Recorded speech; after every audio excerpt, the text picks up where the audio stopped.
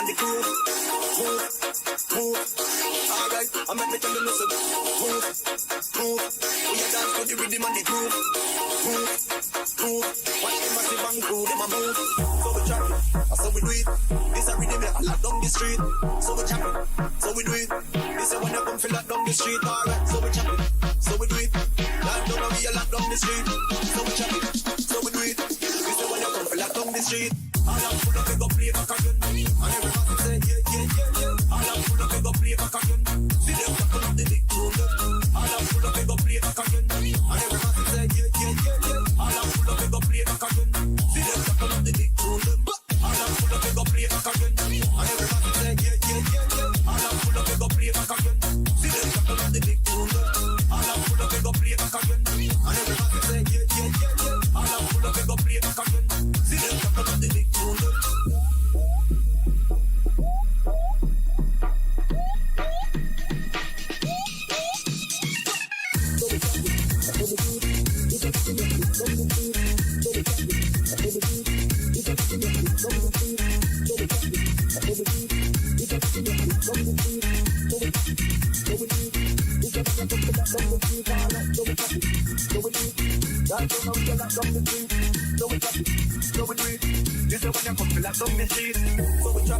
So we do it. This a rhythm that lock down the street. So we chop it. So we do it. This a when you come feel lock down the street. Alright, so we chop it. So we do it. Down down and we a lock down the street. So we chop it. So we do it. This a when you come feel lock down the street. All I'm full of, we go play back again. And everybody say yeah. All I'm full of, we go play back again. See them tackle up the big tune. All I'm full of, we go play back again. And everybody say yeah. All I'm full of, we go play back again.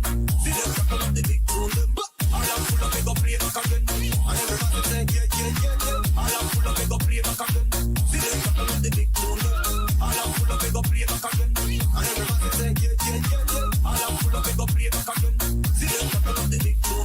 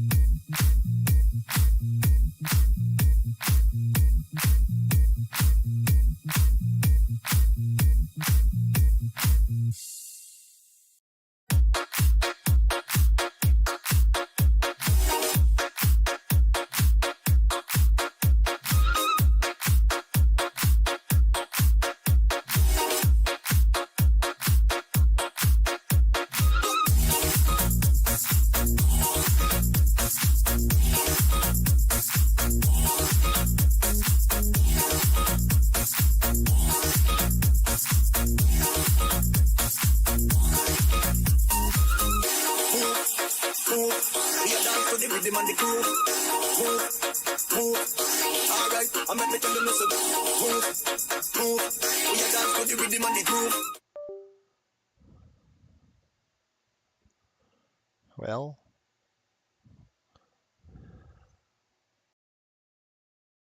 hello, check. What's going on, folks? As you can see, I'm getting the simulator started. We had some thunderstorms roll in, so I had to shut everything down. And if you can hear me, let me know. I don't know if you can hear me right now. I'm hoping you can. It seems like we have audio. If you can in the chat, just let me know. Just hit me up, say 5x5 in the chat, and then we can start this thing. Or I'm just going to have to mess around with my audio a little bit before we start. Anyway, we're getting this thing started. Pops, he says 5x5. That's great. All right, so Pops, welcome. Welcome. Happy Friday, everyone. Ja, he's in the house. We have scuba diving. What is going on, Serge? He says happy Friday. Yes, Friday it is. Check. We are going to have some fun today. So if you are in the community, and I don't know if you're living in a cave, but they released a iconic machine It's iconic. The 727 was released over the week. I believe early in the week it released, and this this airplane was built in 1960 something. I think it was in the early 60s. So we're taking you way back to the old school for sure, with a little modern hint of modern touch. Now these aircraft are still flying. Well, a lot in South America is still flying. Coastal Airways, we actually bought 3 of these airplanes. We're going to use them for opening a new freight division. And let me tell you, I crunched the numbers yesterday, and it's going to be a cash cow.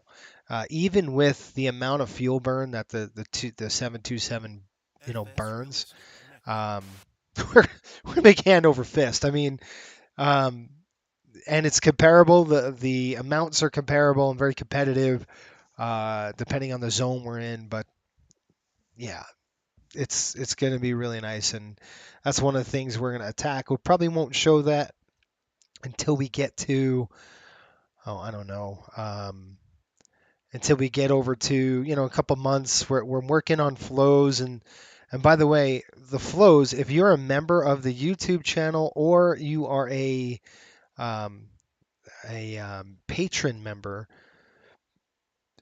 I've got something for you.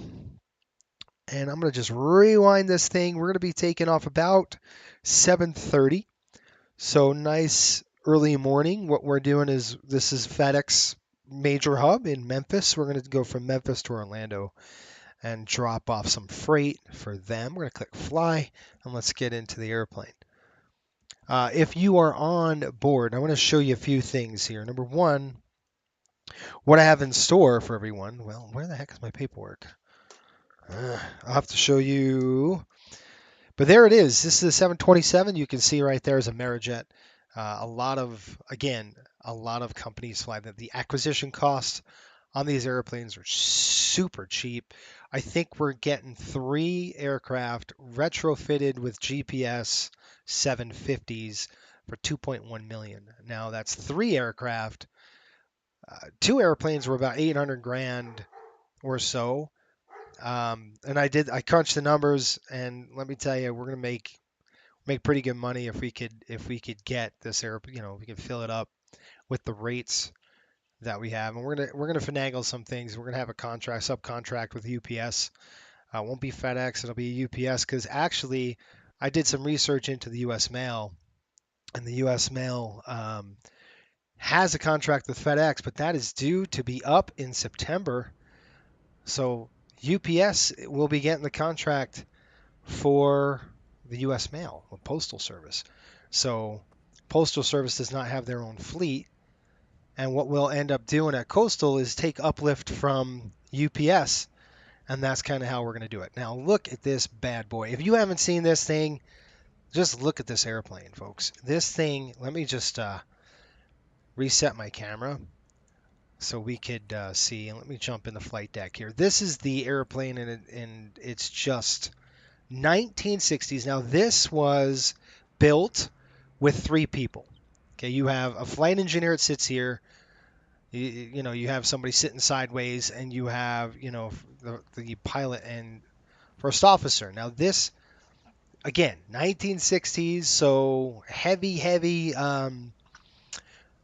unions. And matter of fact, when the 737 was built, which takes over, right in the mid 60s, everybody got mad because they got rid of the FE station, right? So unions didn't like that because they're going to lose a position in the flight engineer position. So that's kind of what we're looking at right here. It's absolutely beautiful. We're gonna show you, our whole flow of everything. Okay, now let's go outside. We're gonna do a walk around. We're not right now, but I want to show you. This is a 727-200, and a lot has to do in Boeing when Boeing designed these aircraft. And I have to kick up fly-by-wire here. Hang on.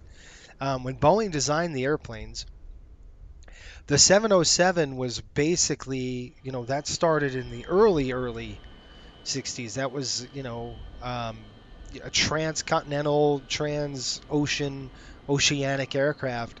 And from that design, that fuselage design is the same as the 727, the same thing as the 737. So 707, 727, 737 are all the same design in terms of fuselage and nose, basically. Boeing, and that was smart of them. They kept the same components, right? Very smart of them. Pretty much the same cabin. On the 707 was just a little bit bigger, but the 72 and 73 are pretty much the same. Anyway, this is it. Cody, what's going on? Maxwell, how you says hi? All right. Wow, check that flight deck out. We're going to jump in here and have a good time. I heard the flows are similar. They are. We're going to get into that. Yes. So that means that Coastal is going to be running cargo freight. Yeah, we will be. Cody, it has switches that go clunk rather than click when you throw them. Yep, that's true. All right, let's jump into the flight deck really quick. And I'm going to do a few things. Like one, we're going to show you the FE panel. So if we were first starting them, the FE split in two. You have the lower panel and the upper panel. Okay, so all your systems are in here. And we're going to go through the entire thing. I got to find my dang paperwork. Where are my flows? I'm going to have to get up and get my flows here. Hang on, let me see if I can grab them. Just some really cool stuff. I'll kind of get it going. My dogs, I have unruly passengers. And these flows are going to be... Did you hear this? Everybody hear this? I don't know if I can pull them up right here. I might have to see where they are. Maybe I can pull them up on the other one. Hang on. All right, let's get the flows. Everybody's week, I hope, was good. Right? There was no issues. I just saw that Scott posted a ATR that just crashed. Here are the flows. An ATR that just crashed, unfortunately, in Brazil. Everybody lost their lives. It looks like a stall spin. The ATR, this is the second time an ATR dumped it like that. So I think there's a condition lever that was pulled because that's very close to the throttle. That's kind of my take. The airplane then lost the engine and then stall spin from what I can see. All right, these flows right here, I'm going to be printed. I'm making full flows for you guys that are members of YouTube members and in Patreon. So either or, you're going to, get yourself some flows. I'm working on them now. They'll be in a PDF format. So I'll also be doing flows, American Airline flows. So I'll be doing full FE station, first officer, and captain. So all three of those positions I'm going to show you through every phase of flight. All right, so hopefully we could do that.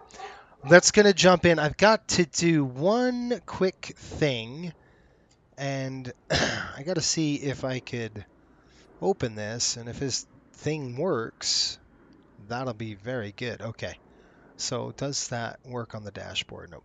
All right, I do have to get up and get out and get stuff going. But let's do this. The first thing we're going to do is the flight control switches, and they're above the captain's head. Now I'm going to do a cold and dark originator flow.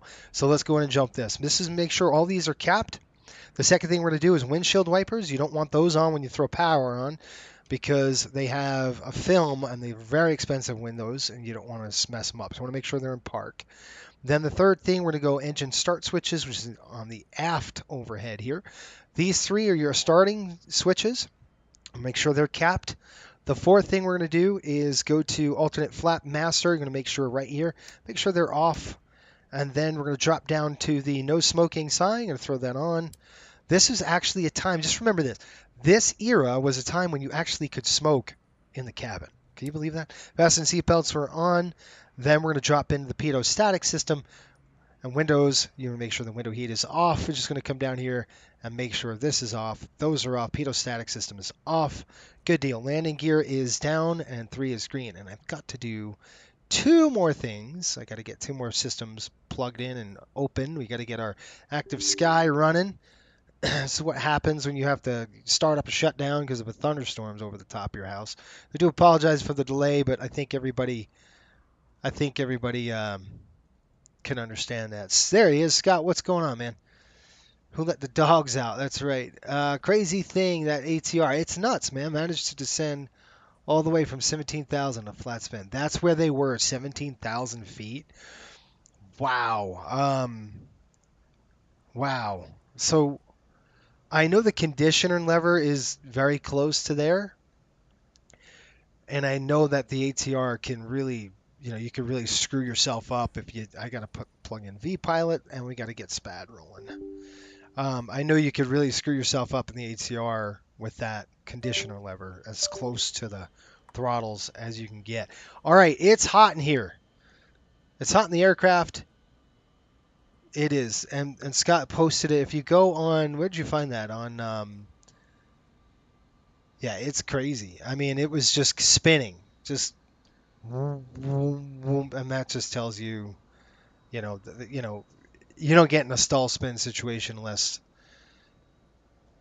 and they weren't even, they were up at 17, so that surprises me. 17,000 feet really is surprising. They might have an engine out or something like that. All right, that's going to go there. We've got that done. Now I need to turn on. We're going to do VATSIM today. So let's get back to the flows. I just plugged that in. That's good to go. I've just pulled that up. Sweet. Okay, we got landing gear down and in. We've got your radar and transponder, which is on the overhead right here. This is going to be off on the transponder. And then radar, this aircraft is not equipped with a radar, but today we are equipping our aircraft with the Garmin 750. Now, the airplane ships with a Garmin 750 or a GNS or INS system. We're going to use an upgraded avionics because we need to fly RNAV. When we're flying coastal flights, all of our 72s will have these, just because of the RNAV capabilities, right? We need to be able to fly modern day, but that doesn't mean I'm not going to show you VOR navigation today. So we're going to do that as well, backing up the RNAV stuff. So I'll kind of show you that as well. Retrofitting these are pretty simple and not that expensive, believe it or not. And it's in true to real life. If you look online and you just type in 727 GNS or 750 Garmin 750, you're going to see it. Pretty cool. This is the NXI I have on this one. So we got radar, transponder off, flaps and slats are good. So you're going to make sure right here your flap gauges are there, and they correspond to your flap handle there. Keep on going. Now let's get to the fun stuff. I'm going to try to do this as quick as I can. We're going to do System B hydraulic pump switches. I'm going to make sure they are off, and they're right here. Lower panel, you want to make sure they're off. And then we're going to go to the air conditioning packs. You're going to go ahead and look at those really quick. Make sure your packs are right here and they are off. 1, 2. You have 2 packs on the aircraft. Fuel dump panel door is on this side. We're going to pop that door open. Make sure everything is off. This is for the fuel dump. We don't need that right now. We want to make sure you're good there. Battery and standby bus. We're going to go ahead and check those. So your battery is right here. You can throw it on bat. And then we're going to kick the battery on right now. Boom. Now it's off the hot battery bus at this point. We've got the bat. You can see it's pulling amps. We need at least 23 or more, and we have it. Essential TR, you can see it dropped on the volts. Amps are good. So that's good. You start there on standby. You're going to come down here. We're going to look at the APU because we're going to get the APU fired up. We're not going to actually go ground power on this airplane just yet. Let's go and test the fire. This is the APU panel. I'm going to get closer to it so you can see what we're doing. This is kind of fickle. You got to throw the test. You got the bell, the whistle, the whole 9 yards. All right, we're going to click reset. Light goes out. It's going to trip up. You're going to hit reset again 2 times on the reset. Looks good. And now we're going to flip this to on. The circuit light is on. Let's go and click start. As it's starting, you're going to come over to the fuel panel. We're going to throw the aft number 3 to on. Light should come out here when we get AC power on the aircraft. Let's go on the back and you can hear this thing.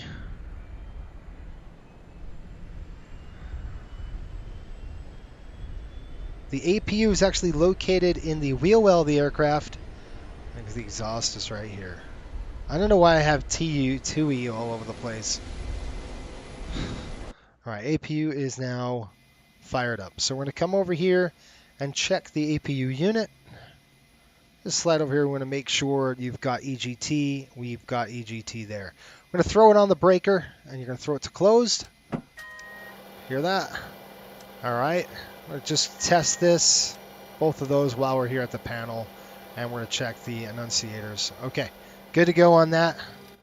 We got power on the aircraft now. A couple things we got to do. Come down here. We're going to throw galley on, APU coming on, essential power. Lights should go off. Then we're going to drop down to here. You want to make sure you're on the APU. We do. And now we're going to come back behind the FE station to the master switches. These are your radio masters. We're going to make sure they're on. 1, 2. And all your circuit breakers are in. We're going to make sure all that's good to go. All right, then we're going to do a whole bunch of checks here in just a minute. Scooby said, I heard icing may have been a combo. Yeah, okay. That makes more sense to me. You know, conditioner lever doesn't, but if they were in the landing regime, yeah, 17,000 feet, icing. And let me tell you, the ATR is not a good airplane when it comes to icing. It's not. Roslyn, New Mexico is or Indiana, Roslyn, Indiana, or something like that. I remember it was a bad crash with the ATR. They don't do well in ice. Let's see, Mike, what's going on? Thought only fighter jets had flat spins. Yeah. Well, this is a T-tail thing. Modern nav equipment, so overrated. I know it is. Curtis, what's going on? Maurice, how are you? Be ready to convert those statute miles and nautical miles. I've been worshiping my phone calculator. It's true. Yeah, it's so true. Lots. Look at all the charts we have at our disposal here. This airplane. There's a lot going on, but we can get you up and running here pretty quick. A couple things we want to do is we want to go to the overhead on the FE side. We're going to do a few checks. We're going to check some lights. Oop, that would be wired shut, by the way. Don't do that. Click that. Click that. You're going to go down through. Essential power is good. This right here, you would throw in. You could throw to the rise. You're not going to get anything out of this. This is for the CSTs, constant speed generators, constant speed drive gens. We're going to go into some trip. You want to make sure all 3 lights come on. Close them again. They'll go back and cycle. Straight there. We're going to go down to the fuel panel. I'm going to show you that. We're going to do aft first. 1. Pumps off, okay? Then we're going to come over here. These are the forward pumps. They're aft. So check your aft pumps first. All lights are off. Good. On. Yeah, that's what you want. Now we're going to go forward pumps. Boom, boom, boom. Forward. Boom. Good. Go ahead and throw those off. We're going to keep 1 pump on. We'll keep the aft pump on here. Now over here is the fuel shutoff. This is very important. We're going to make sure they're open. And the lights are come on. 1, 2, 3. 1, 2, 3 in transit. It's now open. And we're going to go ahead. These are the cross feeds. Let's go and check cross feed. 1, 2, 3. Lights are on. That means the valves are closing. And then we're going to go open. 1, 2. 2 open, 1 closed. That's how we do it. Checked. Come down here. Fuel heat. We're going to check all 3 lights. Good. Fuel temp is there. It's pretty hot right now. Let's go ahead. Speaking of heat, let's go upstairs and let's get the packs running. Okay, cargo heat is going to be normal. We're going to go ahead and open the door. These are the cooling doors. You got to do this one at a time. You would hold them open to get these cooling doors open for the packs. You need these for the packs. So the air, nowadays this is done automatically. We don't have to do them anymore. But back in the day like this, you had to do it. Packs are coming on. You start 1 and you wait. We're going to open, open, open. These are bleeds and open. So we're going to bleed in that APU air, run that pack. While that runs, we're going to look at our trips. That's good. Duct overheat lights, good. Main supply, you can throw the aft cargo. Now with the APU running, folks, okay, it's a 30-degree increase in the cabin. Because of the APU. Where the APU is located, it heats up that cargo bin 30 degrees. So what we're going to do is open the doors. Now let's pull this. There's a little clipboard here. You're going to go ahead and open that. We're going to open the forward entry. We'll open the cargo here in a minute. But I do want to open the aft cargo because that door here is going to alleviate some of that heat that the APU is in. The APU is right here. It's like right in between here. And 30 degrees, oh man, that gets really hot. So we got to pop that door open and vent it. Hopefully you just learned something new today. Which was fun. I was like, wow, that's pretty cool little trick. Aft cabin zone, I'm going to go ahead and throw this to cool. I want that cooler because it's hot right now. You can see about 20, 30 Celsius, so you're pushing 90 something degrees back there. That's hot, right? All three lights are checked here. We're going to go ahead and go through this to test to ground. You can see the lights on, ground reset, back to normal. We're going to test all three overheat struts. Good to go on there. Now, in this particular example, we're going to go ahead and look at our paperwork. We're going to climb up to 33,000 feet. So our pressurization panel's right here, 33,000 feet. It's going to be Orlando, so 96 feet on the landing. So it's going to do that right now. I'll adjust that down. Get that to about 100. That's good. It's on ground. And now to do this, you're going to look at what cruise altitude you're going to be at. So you're going to be at 33,000 right here. 4.8 on the cabin altitude. So you go 4.8. We're going to go back the other way here. And that'll bring us right to where we need to be there. Good to go. You could test this valve. In the real thing, you'd actually test it. You'd actually look at the valve. See how it's checking? You check that. You go back to auto. You could throw it on standby or you could throw it on AC main. And let's go ahead and close the valve. The valve's open right now. The valve's not working. I gotta see what that other one is. DC and AC. There you go. Flip it back to standby, then auto. That's how you check them. Anyway, you would cycle the valve back and forth. Looks like it's bugged up. All right, that's good. We're gonna go through this to main supply now, and back down the panel we go. We already looked at our fuel, did all that, and we're gonna come down here. These are your engines, 1, 2, 3, oil, temps, and pressures. Okay, we're going to come down to we already checked this panel. Hydraulic A systems, we should have lights on. The A's are off. Good. We're going to go ahead and check this. So we're going to throw one pump on. It's going to pressurize. You're going to go for 2 seconds, make sure it's full. 1, 2, there. Good pressure. Hold that for a couple seconds, throw it down, and on again. Now, there is another way of doing this. If you didn't want to do all this, there's a little phone that you can do. Throw that to off. 1, 2, 3, interphone's off. That's good on this panel. Now we're going to go to the overhead and hammer that out. Come down here. We're going to go through our anti-skids. Make sure this is armed first. We're going to go to the outboard. There's a way to test this, so I'm kind of skipping that test. When we do the full flows, I'll show you all of these tests that we're going to do. There's a lot of them. Let me get to your comments. All right. Maurice, with each flight hit, enter early there. Mike says, wow, looks like you've flown a 727. Yeah. I have worked on these aircraft, yes. Haven't flown any of them. I did fly the simulator once. It was a FTD. And it was offered, you guys are going to die when I tell you it was offered. I could have bought the thing for $1,000 about 25 years ago. So I could have had a full 727 sim for $1,000 because they wanted to get rid of it. The company that I worked for was giving me a steal. It was a steal. Navigation lights on. So I have flown it a little bit just in the sim. We're good there. Circuit breakers are good. Oh, yeah. That's the wrong panel. Where am I? Upstairs. I got to find out. There we go. All right. We're going to come down to the overhead panel here. I just got to figure out which one it was. Flip the test. That's good. Back to normal. That's good to go.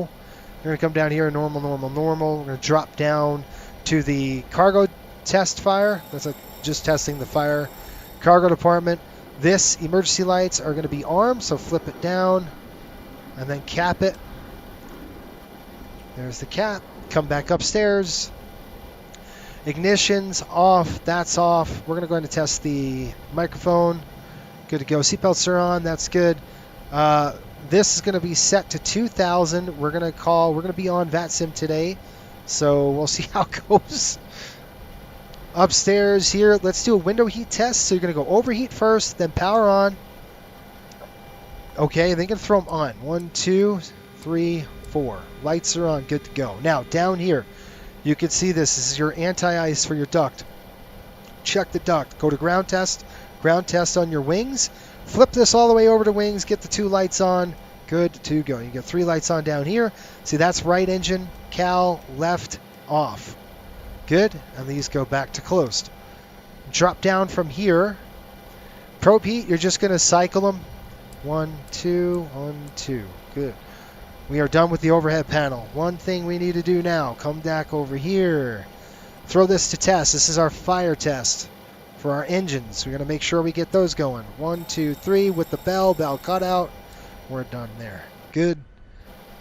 All right, let's go ahead and cancel that. We'll cancel that. That's good to go. We're going to go ahead and pull this and cage it. All right, nice and old school. This is an airplane, folks. This is an airplane. What we're going to do is we're going to come over here now, and I'm going to show you this. We're going to go to aircraft pre-flight, and you can see what we're going to do. We're just going to pull in. This pulls in from your sim brief. It's a real slick system. So this is what we're going to load up. I don't know what we have in the fuel tanks right now. Fuel 29,300 pounds. What do we got? We got 5. There's 6. 15. We've got to get this right. So we'll go ahead and defuel now. I don't like how it starts up like that. I wish it would start with your fuel that you landed with. There is a way you can do that. If you go up to here, click weight and balance, and then throw it in yourselves. That's what we're going to do. All right. So I landed with about 3,600 pounds each. So with coastal pilots, if you are 727, if you qualify in the 7.2, you're going to have to do this on every flight because we get charged for that, right?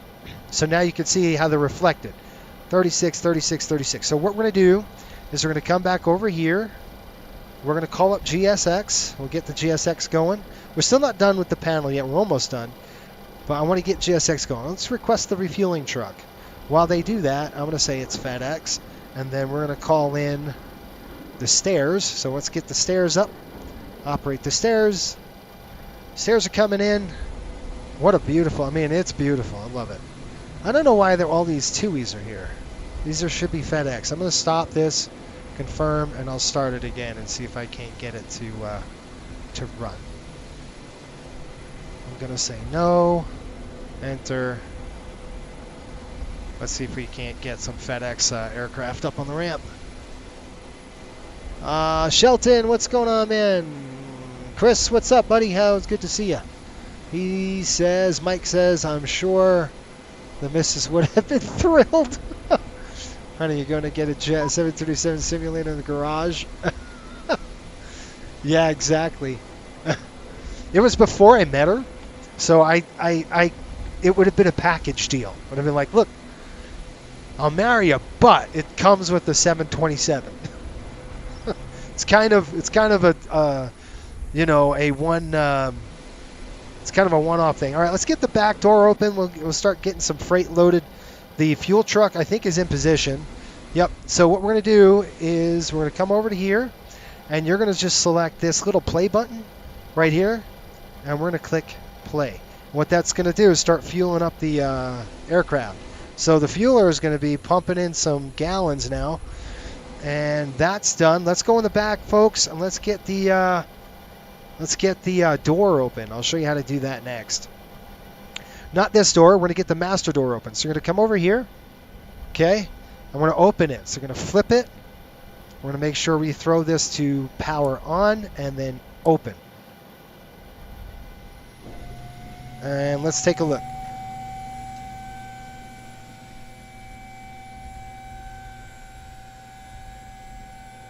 Okay, that's pretty cool. We'll get that door open.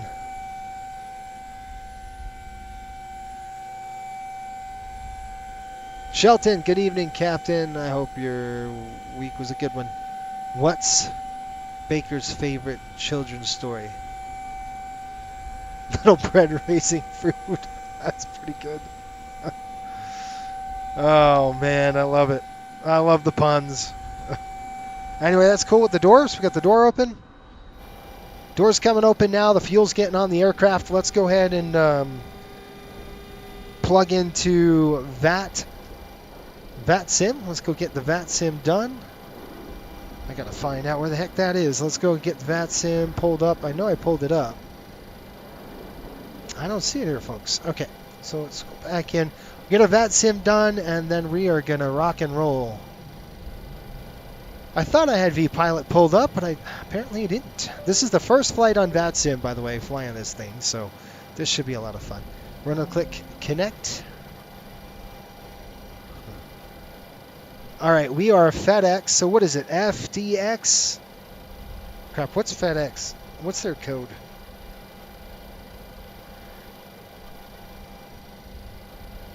I think I had it wrong on the sim. That's all right.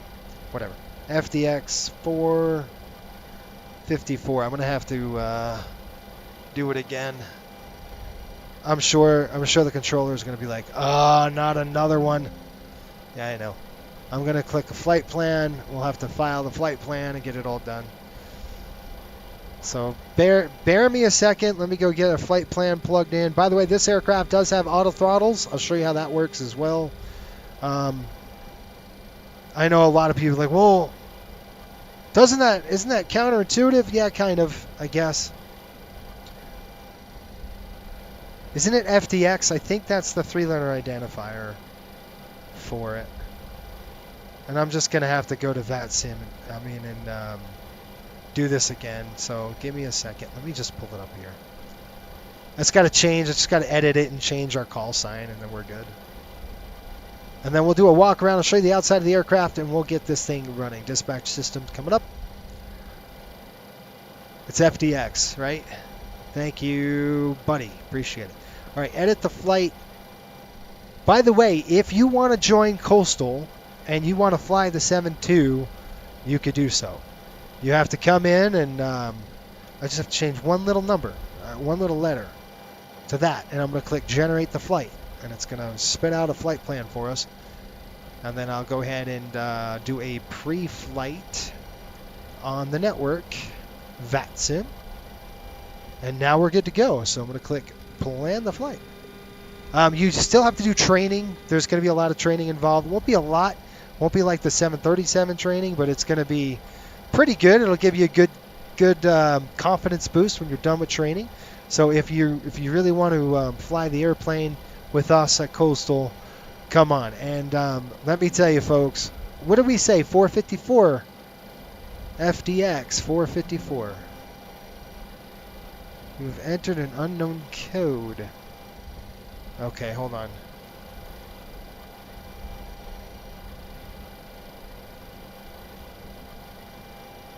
Wait, did I not do that right again?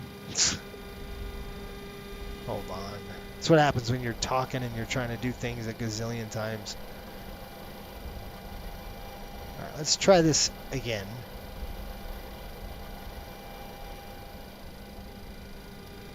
Oh, where are you?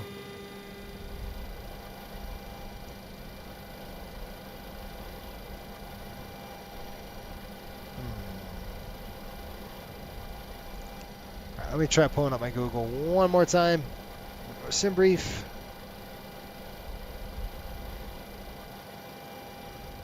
Okay, have you guys been watching the internet? Have you watched the internet? Have you watching the? Don't tell me I gotta log in. Yeah, nope. All right, I'm gonna have to find it. Stupid thing. Really quick, let me pull it up. See if for some dumb reason it won't pull up. There we go.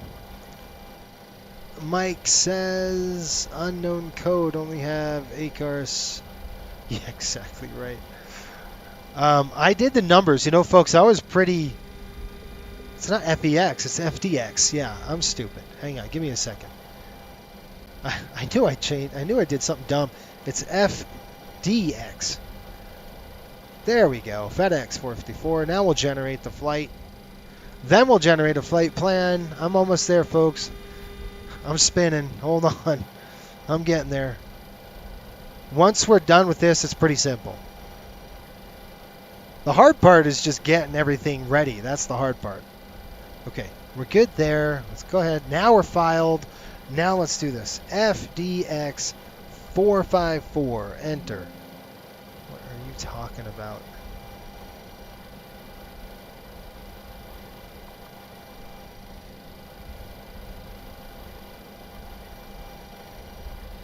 Yeah, okay. We're good to go. Memphis Center's online. They're going to have a lot of fun with me, I'll tell you right now. They're going to go, 727? No. How we doing outside with the fuel? Fuel is done. Good. We got the fuel on the aircraft. What we're going to do now is get the cargo loaded. So let's go ahead and they're just binging me up here. We're going to go ahead and click request boarding. We have SimBrief. We're going to load that in there. You can see right there, it's loaded it up. 29,000 pounds looks like that. Request boarding. Now let's go outside and do a walk around. I'll take you through the outside of the aircraft and we'll kind of walk around the airplane and kind of give you an idea of how big this thing is and everything else. Okay, so we come off these stairs. First thing you're going to do is just like any airplane. You're going to start right here. Tap probe is right there. Pitot tube is right there. You take a look. This aircraft was designed, look at that nose gear. It's not a little stick. This nose gear is beefy. This thing was designed for unimproved fields, and it was designed to be a tank, and that's what the 727 is. It is a tank, folks. Okay, you're looking at the alpha vane right there. The two pitot tubes are there. And your static port is there. This is the outflow valve. So you want to make sure that's good. All right, we got two doors here. They'll have to pull those right there. This is the Kruger flaps. These are Kruger flaps. They droop like this. This is how it is in real life. They actually creep. So when you shut the hydraulics off, they creep out and bleed. This is what that does. So it's pretty cool. I've actually hung on these before. Pretty fun. There's a lip in there. You can grab the lip and just kind of swing it down. Pretty cool. Don't ask me. I'm not going to tell you anything else. I'm going to come down here to the wingtip. Take a look at our lights. And this is a fuel vent, as you can see underneath this. This right here is a fuel vent. And I've seen about 70 to 100 gallons come out of this thing before. Yeah. True story. Airplane was fueled up, right? We were pushing it out. I was pushing the aircraft out, and we hit a dip, and a dip like that, and it was a hot summer day, and it just dumped. And anything over 50 gallons of fuel, and you've got to call the EPA. So we had a lot of fun that day.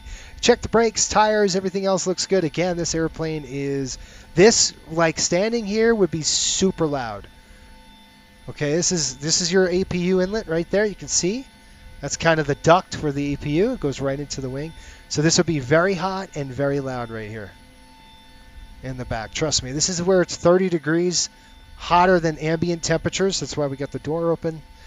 Take a look at those JT8s. Looking good. Again, if you look down, you should see oil underneath the engine. If not, it doesn't have any oil in it. So you'll need to get oil if it's clear on the ground. Welcome to JT8s, folks. Beautiful airplane. I love the three-holer. It is gorgeous. It's a gorgeous bird. Lots of fun flying it. We've got a tail stand right there. This is the tail skid. So we don't, ground the tail out. It's pretty easy to do on this airplane. Where's the dang load? Same this side. Check your tires. Turn around, take a look. Engine's looking good. All right. The flap pairings are good. You're looking at the ailerons right there. I love it, guys. 1960s. You gotta love it. The technology is pretty amazing. What these folks did, and how they did it in crappy weather, and it just never ceases to amaze me on, on that stuff. All right, let's figure out where our crew is. I called them. I summoned them. Let's try that again here. Request boarding. Boarding is requested. Do you want to board crew? Nobody. We're on the dang airplane. All right. Now what we're going to do is come down here. And we're going to click this play button. Boom. And you can do it quick, and you can click this, and that'll just do it automatically. Well, let's go to our takeoff tab, and we'll take a look. Let's get the weather report and everything else.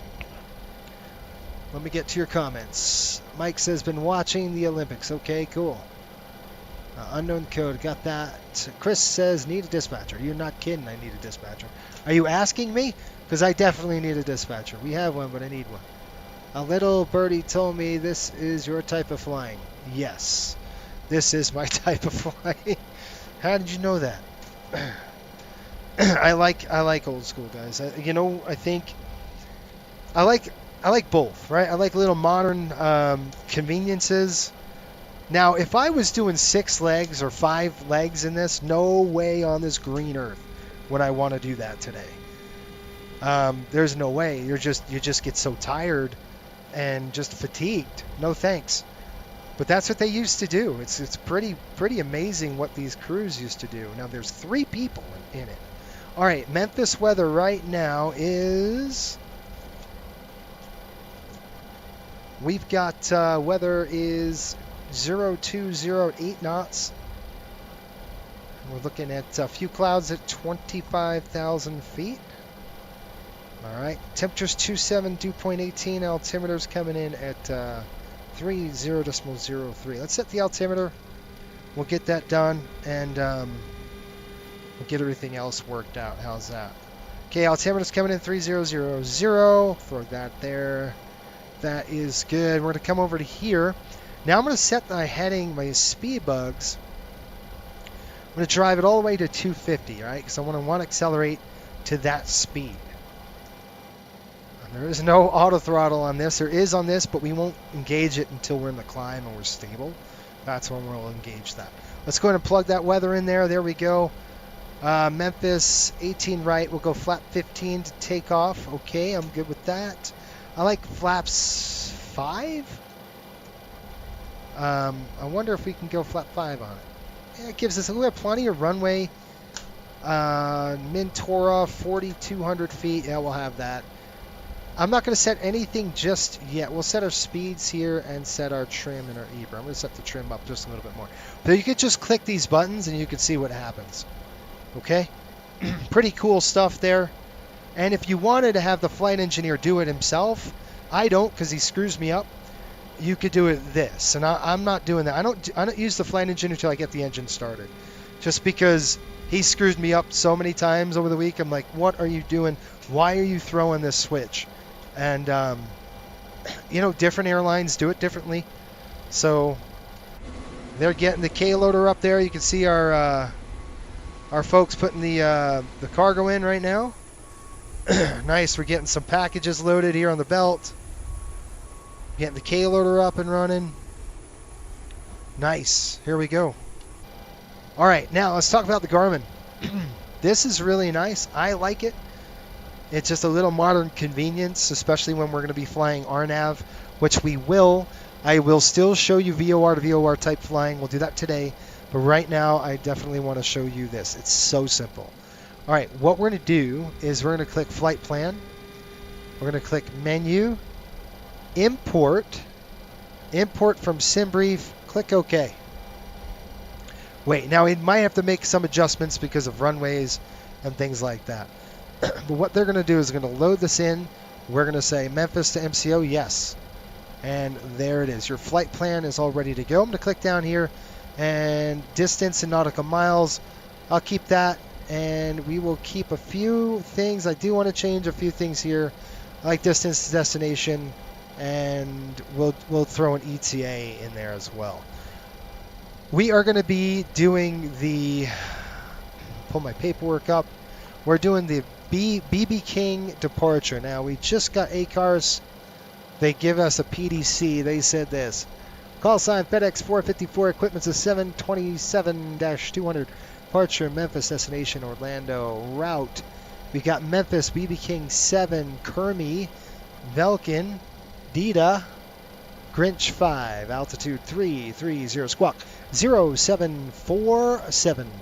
0747, folks. So we're up on the overhead here. 0747. We're going to go ahead. 0747. Okay, 0747 is in the squawk. We're good on that. Then we're going to do a couple things. It's going to say altitude 5,000 feet. Departure Kermi, transition, maintain 5,000.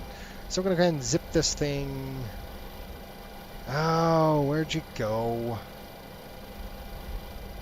My SPAD got closed on me. I don't know, for some dumb reason it did.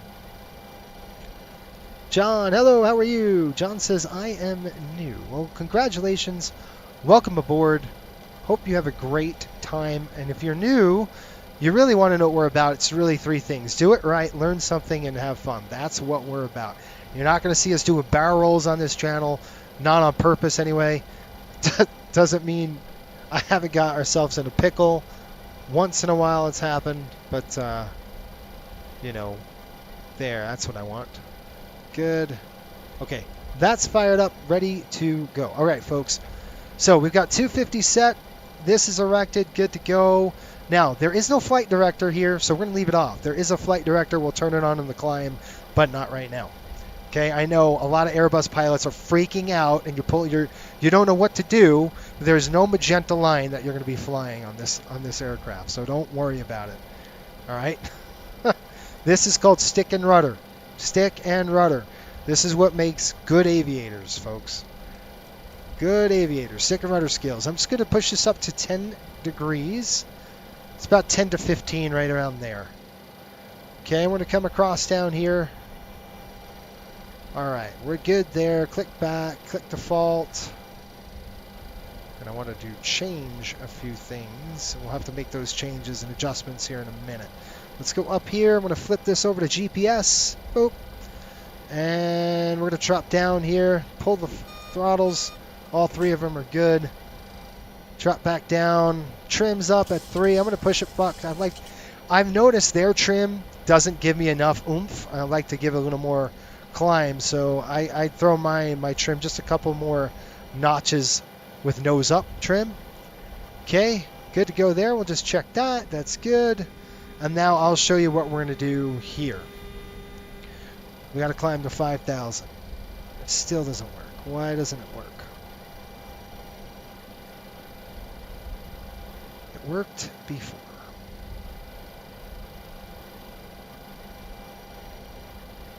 Okay, I don't like that. This is what we should be on. Wait a minute. Did I have the wrong one on? Hold on. Give me a hot minute. Yeah, I know what I did.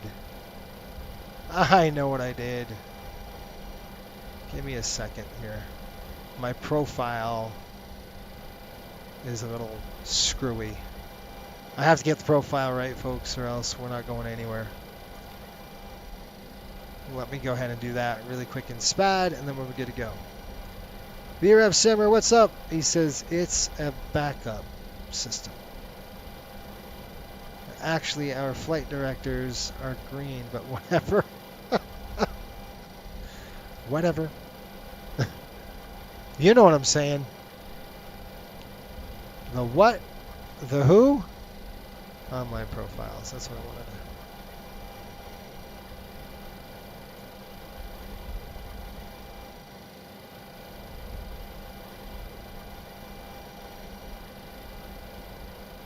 There it is.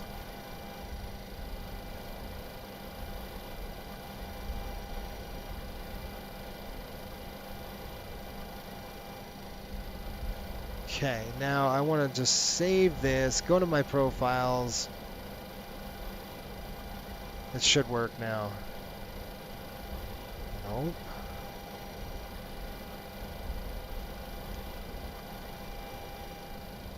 I don't know why it doesn't work. Anyway, that's going to be a bummer.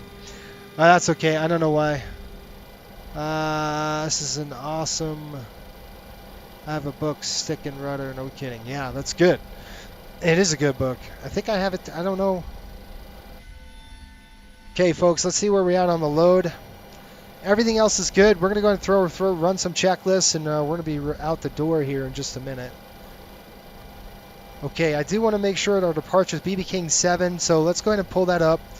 So it's really cool. If you wanted to check this out, I'm going to show you. Here, we're going to click in Memphis, and then we'll both go over the departure together with our GPS. Make sure it's good to go here. We're going to do the BB King 7, SID, and right there, we'll click this, go full screen with it.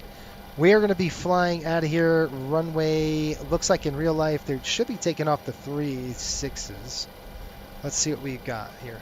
ATIS is reporting right now, departing 2736 left, 36 center, 36 right, so northbound. All right, so our first waypoint will be Jax, and then we're going to go to Ayer,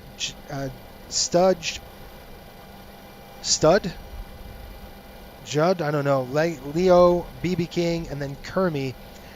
Let's go and back that up with our G here. Make sure we got Memphis, runway 36 left. That might change. We've got intercept heading, then over to Jax.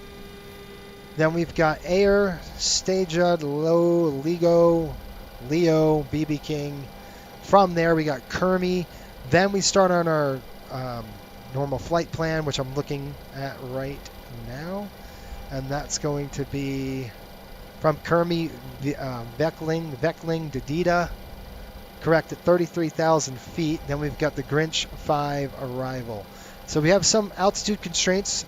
We're going to have to calculate the descent as well, so be careful. Again, you got to use a little bit of old school techniques here on this one, unless you're more savvy with this than I am, which you probably are. Let's get some VORs working here for us. So I'm going to come in and we're going to go and tune a couple of VORs. Now we're out of Memphis, we're going northbound, so I'm going to throw in the Memphis ILS 36 left, just in case we had an engine failure. You never know what these airplanes are old. Anything could happen. 108.9er. So a couple things you could do. This is like the new way of doing it. What I'm going to do is I'll show you 108.9er, and then we'll transfer it up, and you can see that's not really accurate. You would actually dial it from here and do it that way. So you still have to manipulate this panel. 360 on the course, you don't have to worry about that. Now as a backup, I am going to go and say, all right, Memphis 117.5 on the hole. So I'm going to do that here. So we're going to go to nav 2 with 117.5. Right there. And we're going to flip it down right there. Make sure that's good to go. And you can see our DME is now activated right there. DME, distance measuring equipment. Your new aircraft does that automatically. Okay, good stuff. We're going to come down here. A couple things I want to do is check this, our lights, and then we're going to be rocking and rolling. Good, lights are good. That's just bright. 1, 2, 3. Good on the GPS. We're all set, ready to go here, folks. I am lit up, right? We are on the pumps. Okay, let's go ahead and close the cargo door. We'll get the thing ready to go, and we'll run a checklist and be gone. I think we're good. Okay, up on the overhead. We're going to throw this to close. Here comes our door. No FedEx or EEX. Nope.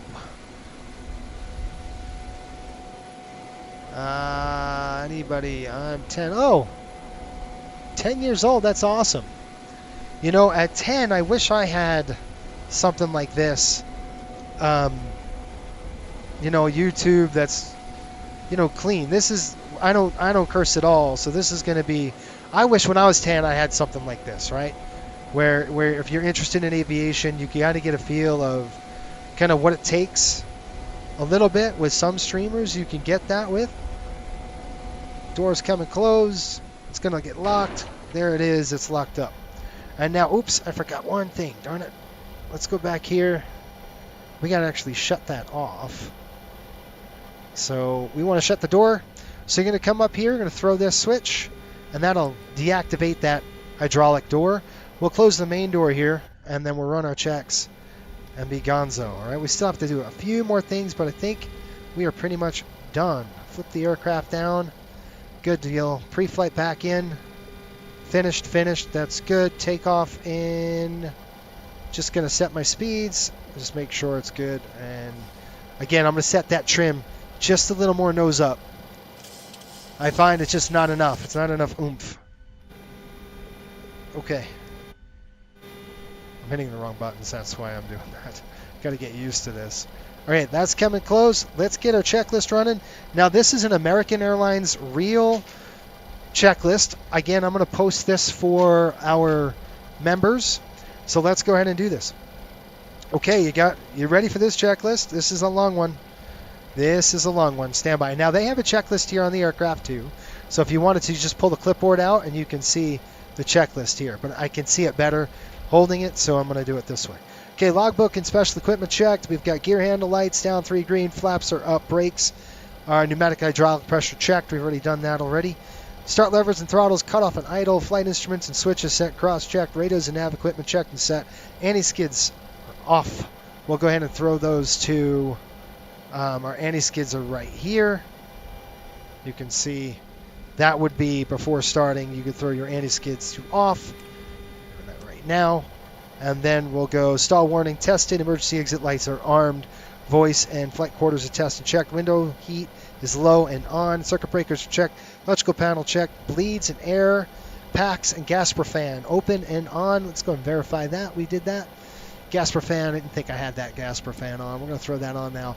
What basically the gas per fan is those little eyelets that old school aircraft have that blow air out. That's what an eyelet is. Packs are going to come off here in just a minute. Bleeds and packs open and on. We're going to throw those on for now.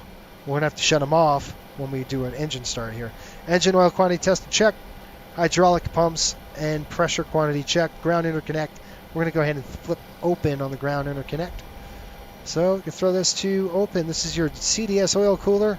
Your interconnect is right there. Throw that to open. You can see how your pressure comes up. Whoop. That's hydraulic pressure. Boom. Okay. Fire control panel check. Radar is good. Transponder is standby and set. Rudder pedals are good. Galley power switches are on. Oxygen's checked. And our nameplates installed. Okay, before starting, engines checklist is complete.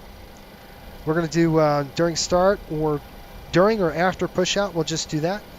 We'll go ahead and throw our fuel boost pumps and all that stuff when we after our start, okay? Now, it depends on where we're taxiing. We might do a delayed engine start. We'll have to see what runway they give us. So let's go ahead and call our Memphis Center. I think they're online here.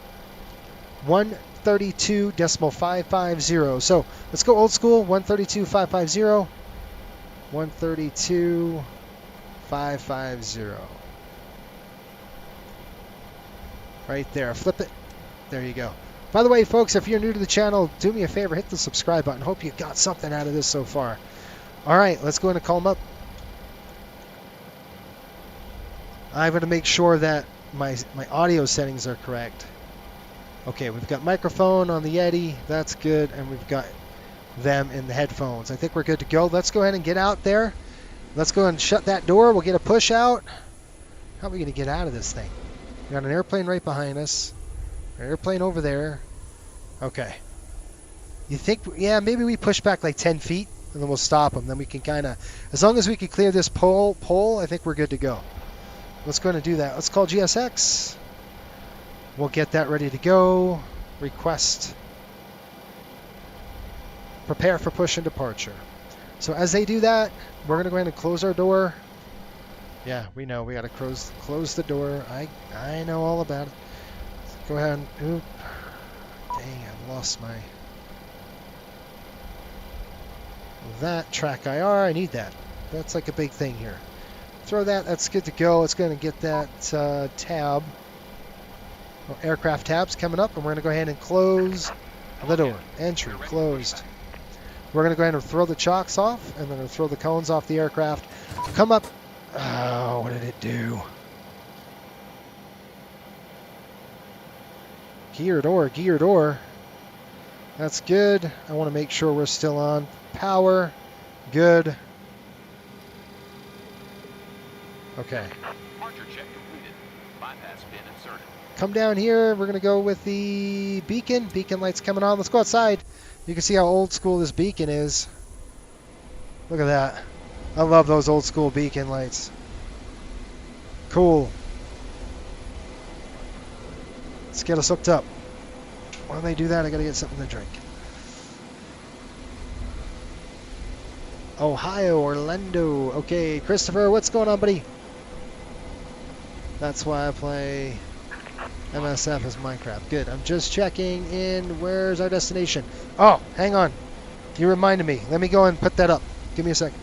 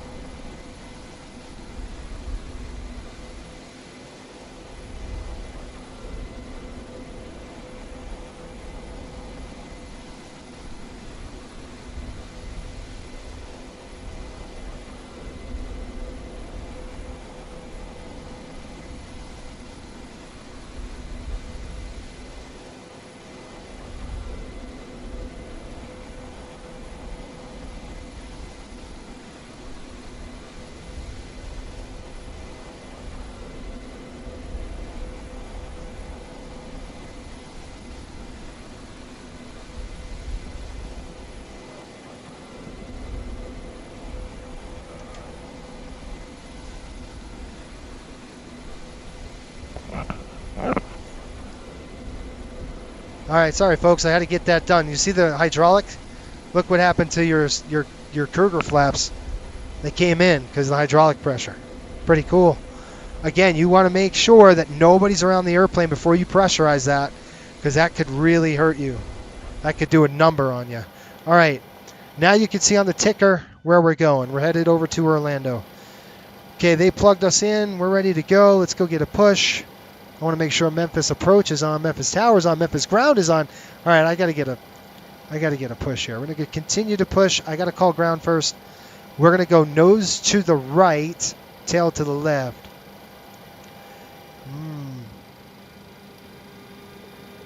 Let's try that. Okay, stand by. We're going to go to ground 121.9. Let's go ahead and just drop that in here.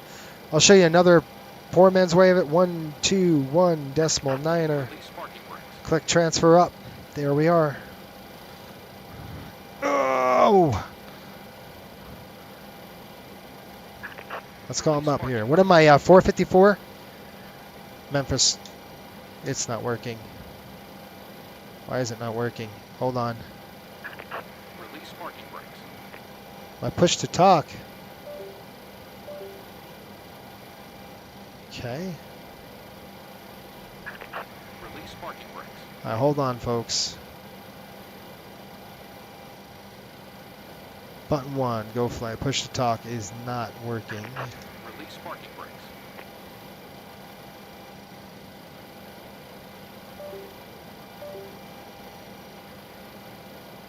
No. Release parking brakes.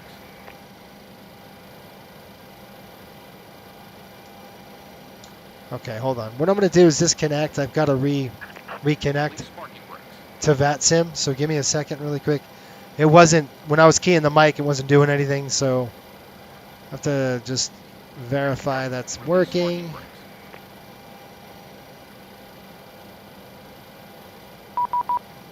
Okay, we're good. 121.9. We're on Memphis ground. Okay, what is going on with my settings? Release parking brakes.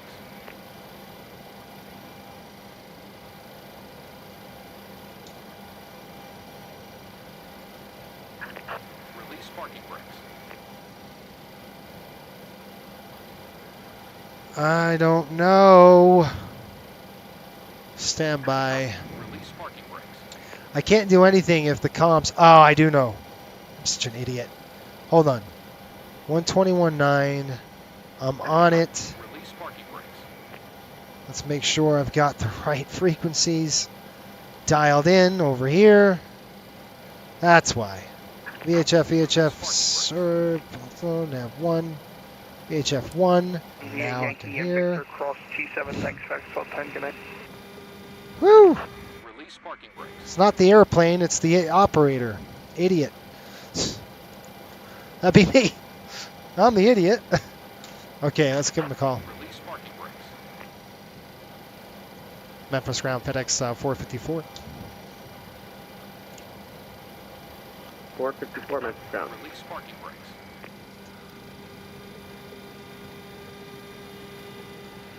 Yes, sir. Do we need pushback clearance from the, let's say, ramp area north side? Release parking brakes. Flight 454, were you cleared that far?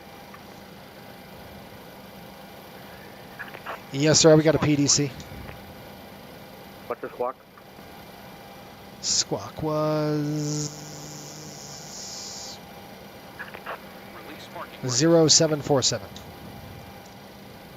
Flight 454, roger. Push and start getting stretching, you can contact the taxi. Okay, push and starter ours. We'll call you for taxi. All right, so we got push and starter. 454, you can expect runway 36 right. 36 right on the departure. Okay, we'll expect 36 right. Thanks. Release parking So we got 36 right. 3708 ground. Let's go ahead and give 3708. this. We got 36 left. So click this. Most ideal of you, so you just switch to the. And then we're going to go. Let's see how we do this. Departure. 5 arrival, which is what the user southbound. Set departure. Select 36 right now.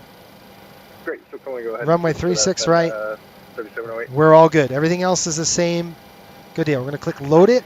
Release parking brakes. And it's just going to dump in 36 right. That's all. Everything else stayed the same. 527 at Okay, let's go with the stand. cargo ramp. Requesting IFR to Brakes are off. Commencing Push it. All engines clear. Start at will. FedEx 520. Okay, fuel boost pumps. One on, they are. Hydraulic system B pumps are on. Flight forms are checked. Pack switches are coming off. So let's go to the FE panel. We're going to go ahead and throw them. 1. Thanks. Packs are off. Bleeds are open. I'll call 411. You'll find the tower on 119.7. Okay. Tower 119.7. Thanks for being on. Have a good Rotating beacon on. Door warning lights are out. Door warning lights are checked. Fuel boost pumps one on. We've done the hydraulic piston. Hydraulic B system. Ready to copy. Ready to copy. FedEx 5. We're going to throw one FedEx pump. 547, you're cleared to George Bush on. International. Okay, let's go. Fire it up. We're going to start number 3 first, and then we'll go from there. Ooh, all the way up here. We're going to flip this to ground. I can't do it with that. There we go. Okay, that's the ground. Let's check it out. Ooh, that was close. All right, so we're going to take a look at our N2. We're going to make sure that hits 20%. When that hits 20%, we're going to throw the fuel on. Okay, that's good right there for them. They can stop us. Okay, there's 20. Fuel's coming in. Now when the fuel's in, 1000 EGT, you're going to watch that EGT all the way up. Then I'm going to watch you do this. You see how it's starting to spin on N1? If this does not spin in 20 seconds, shut that thing off. In position, park brakes up, because you could get a hung start. Brakes set. 40%, we'll shut it off. Killed. Got a good start. I'm going to have open my window here so you can hear these JT8s on this side. Okay, 3-6 is a long taxi. We're going to do a delayed. We're going to do a delayed start. So we're going to do 1. We're going to do 1 and 3, and then we'll start number 2 on the taxi. Saves a little bit of gas. Let's go ahead and do that right now. Flight, ground. Let's get that going. Same thing here. You can see it's spooling up. We're going to look for N2, 20%. We'll throw the fuel in.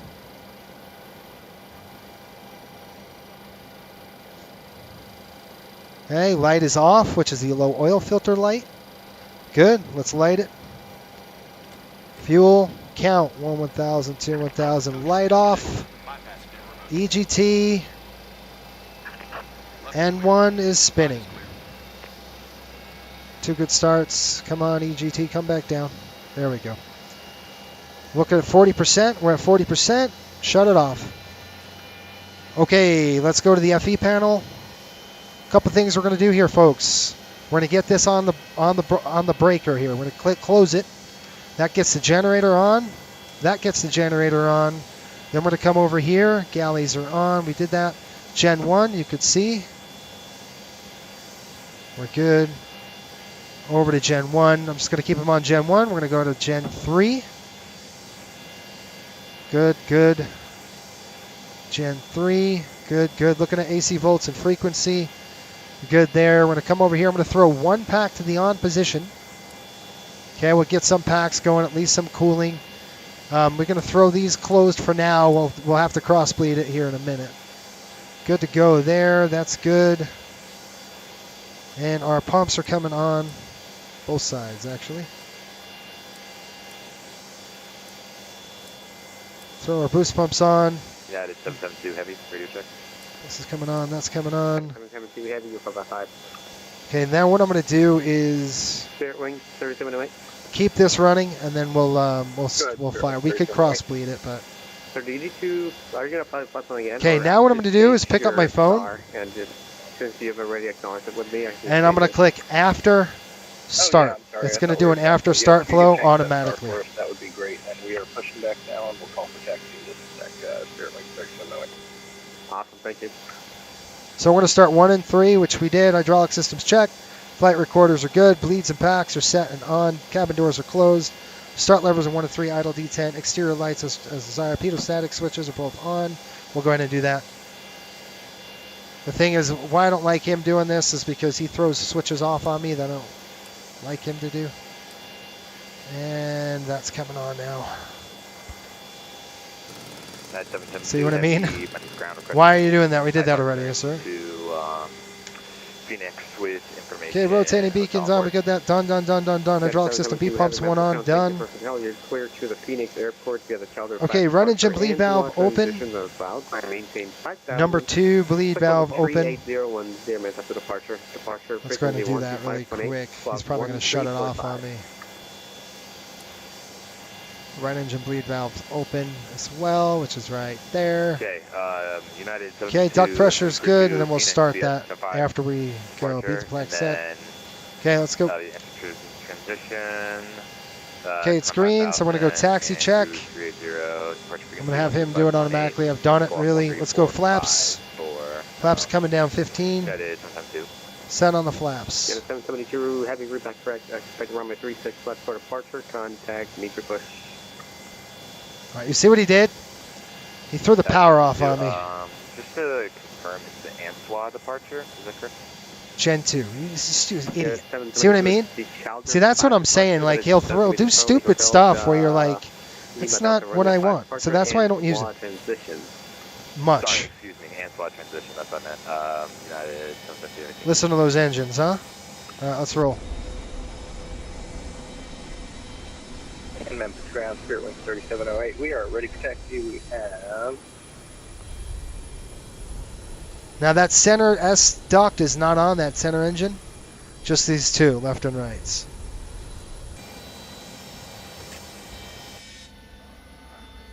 Spirit Wing 3708, runway 36 center, taxi via Juliet Romeo. 36 center, Juliet Romeo, and we have hotel on board, Spirit Wing 3708. Let's call him up. Thanks.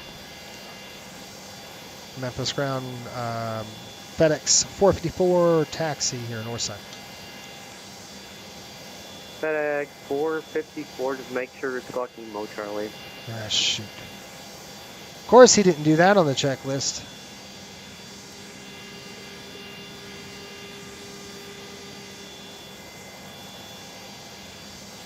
Hey, thanks for that, squawking it now.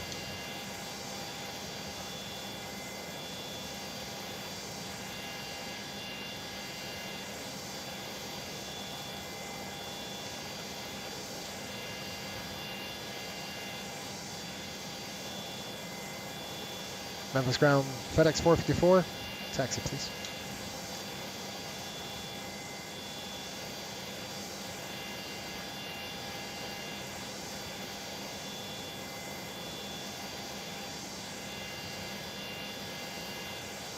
I can't hear him.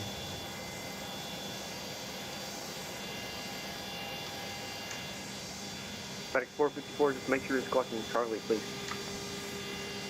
I've got it on, man.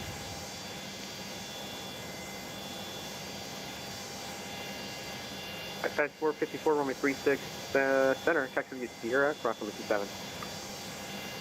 Sierra.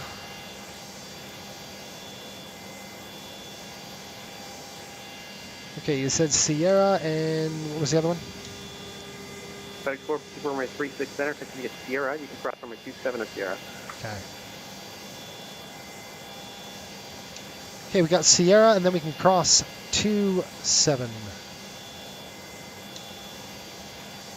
Where's 27? Yep, and you can contact Tower 100.7. I'm getting up. All right, can you, before you do that, can you see my squawk now? Yes, sir. All right, thanks, buddy. All right, we're going to go Sierra 27. Here we go. And we're going to call Tower. For further, please contact Memphis Tower 119.7. Have a good night. That's what to do over tower. 119.7 on the tower. I'm just going to do this right here. Comms 119.7.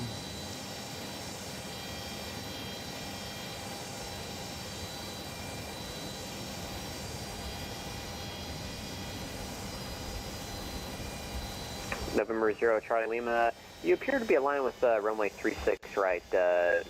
Verify, are you able to switch over to 36 left, or do you want to stick with the right? Oh, we'll go over to the left. I know my right from my left. Yeah, Lieutenant Lima.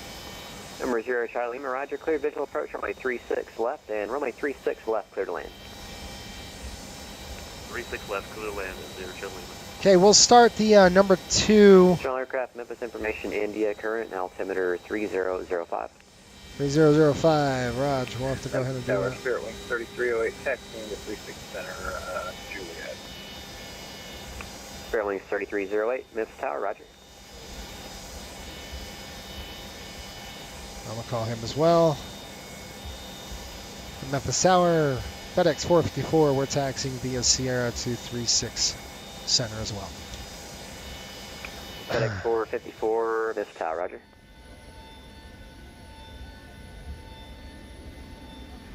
Spirit Wing 3708, RNAV to Beale, runway 36 center, clear for takeoff.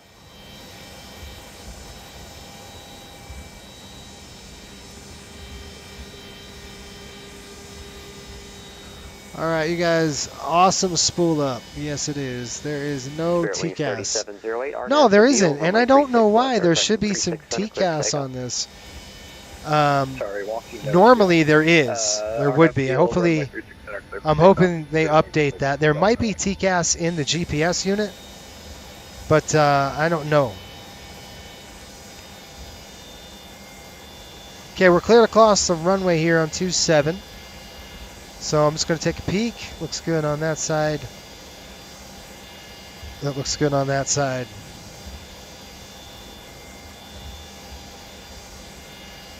So when you guys use the automated FE, be careful, because he likes to throw switches on you, or she likes to throw switches on you that don't make sense of what the current situation is, and that's why I don't like using it, except for, you know, when we're fired up.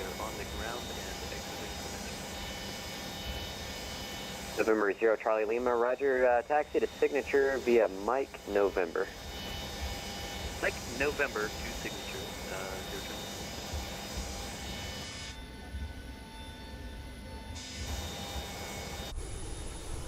Memphis Tower, Southwest 4640. She's a beaut. Visual, runway 36 left. Southwest 4640, Memphis Tower, runway 36 left, clear to land. All right, we got a mile and a half to go. We got to taxi this whole entire length. So, you know, what's our fuel burn right now? We're doing about 1.5, so we're burning a lot of fuel. I mean, just on the taxi. That's crazy. Welcome to the 727, folks. It's that way. Boeing 3708, contact departure. All right, what's departure? 3708. See ya. Departure is approach. It's going to be 125.8. I'm going to get that locked up, number 2. And I don't want to go heads down, but I'm going to have to. Here, 125.2. Watch where we're going. How's that? 125.2. We're just going to click enter. And that's going to be on the hole, in the hole, okay? All right, I'm good with this. Let's go ahead and fire after Delta. Let's go ahead and fire number 2. We'll start the number 2 engine. We just got to make sure it's going to be at least 30 psi in the duct. And we'll throw the packs off. We have plenty. We'll go ahead and open both of those up, and then we'll close the packs. So now I pull the power back. I'm using the pressure from the APU, if you're wondering. The APU is still lit. I probably can cross bleed it, but I haven't tried it yet. I mean, I can run the checklist to cross bleed, but... Alright, there's Delta. We'll cross Delta, then we've got Sierra Sierra. I think once we're at Lima, we'll go ahead and fire it up. I'm just going to read the checklist here really quick. Right pack is going to come off. So I'm going to try to do this.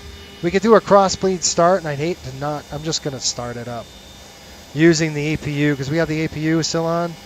So let's go up ahead, and we're going to throw the pack 1, 2 packs. Open the valves. Good. Up on the overhead. Fire number 2. 2 to ground.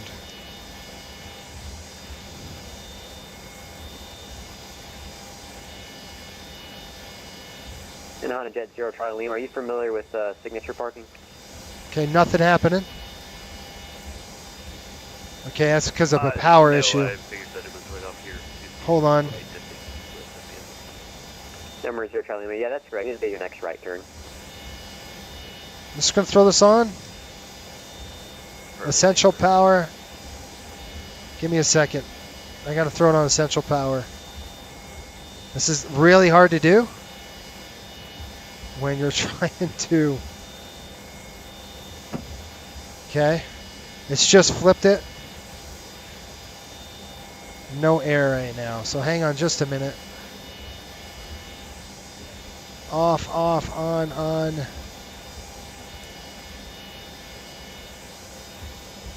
I might have to do this stopped.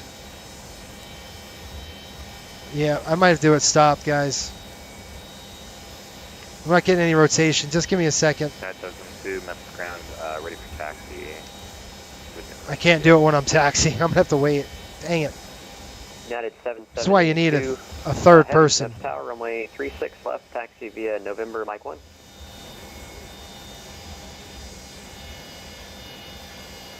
Okay, United 772, taxi 36 left, November, Mike 1.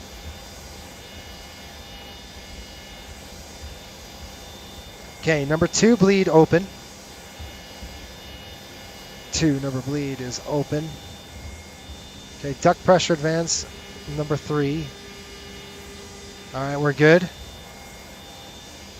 We should have it there.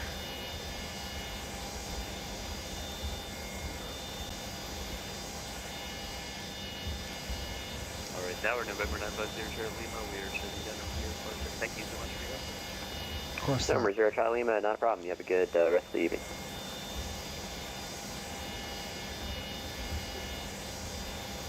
Nothing, huh?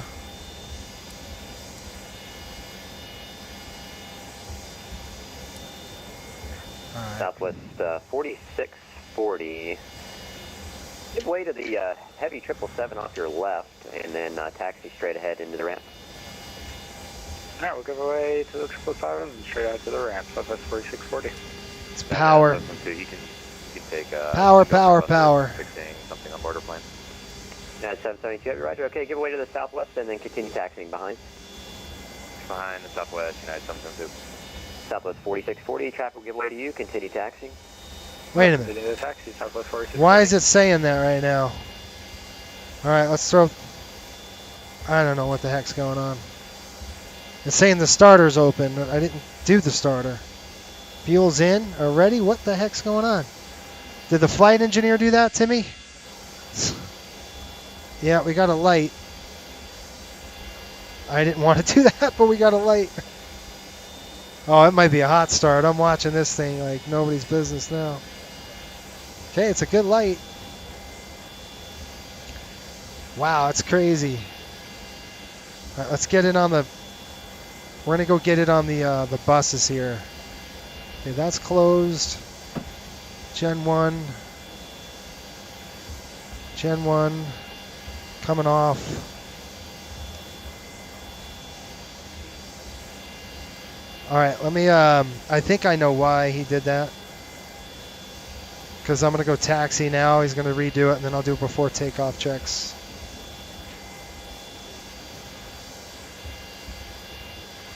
Rudder is out.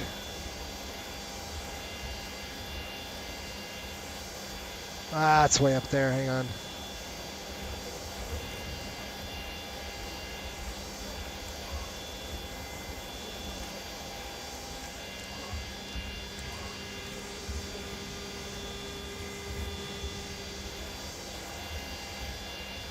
All right, here we go. Hydraulic system B is on. We've got seatbelts. We're doing before takeoff checks right now. I'm doing it myself as well. Good evening, Memphis Tower. Hydraulic systems checked. Flight recorder. I'm going to check all that stuff before we're done. Bleeds and packs. I'll set the bleeds.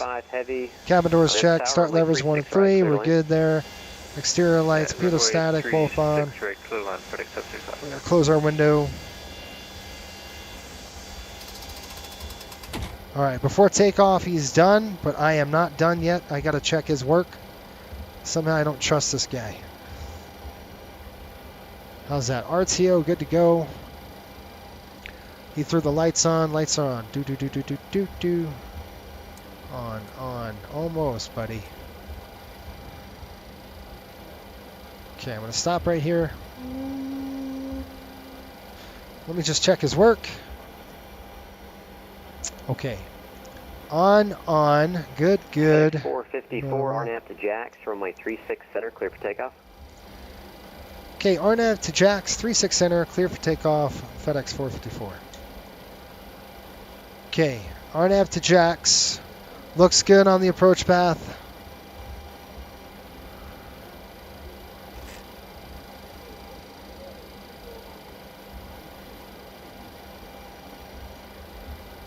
You guys ready to go? Got an airplane on final. Okay, 36 center on the pavement. We're set. I'm going to roll up. Turn the aircraft over here. Here we go. Bringing them up. Okay. Pushing that. Eepers up. Okay, ready? Push them. Here we go.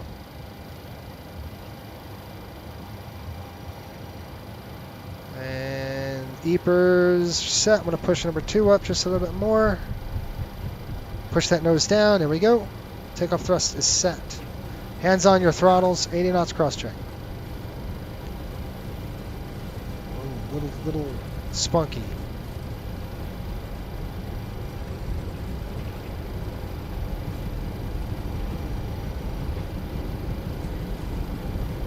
Loosen that back pressure. There we go. Here we go. Come on, man. See what I mean? Pause ready to climb, gear up.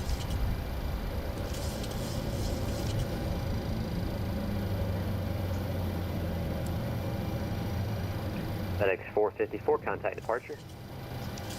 Okay, we're departure, FedEx 454. 20 degrees on the nose. We're going to go ahead and keep on climbing.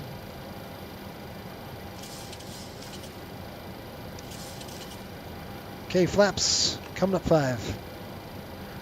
Call departure. 2 on shore, 36 left on Mike 1. United 772 Heavy, RNAV to Beale. Okay, climb thrust. Bring him down just a little bit. There we go, right there. About 2. 15 degrees on the nose. 353 on the heading. Let's give him a call. Memphis departure, FedEx 454, climbing through 33 for 5,000.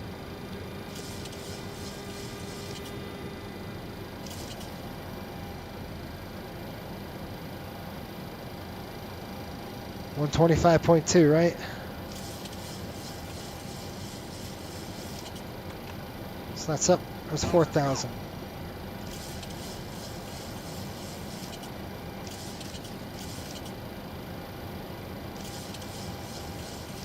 Okay, Jack's coming up. Jack's on the intercept. 125.2, right?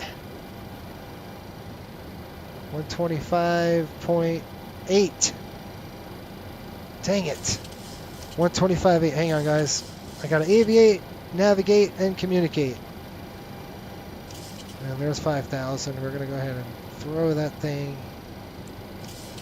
right there. A little bit higher on the thrust.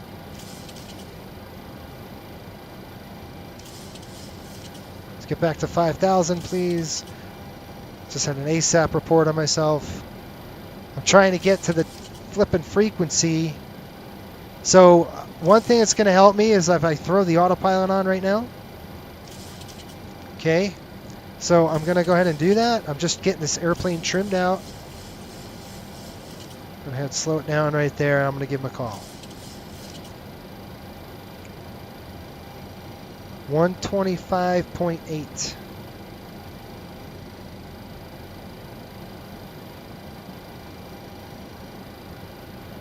There we go, right there. There's our altitude. Whoop. Head down too much. Don't like that.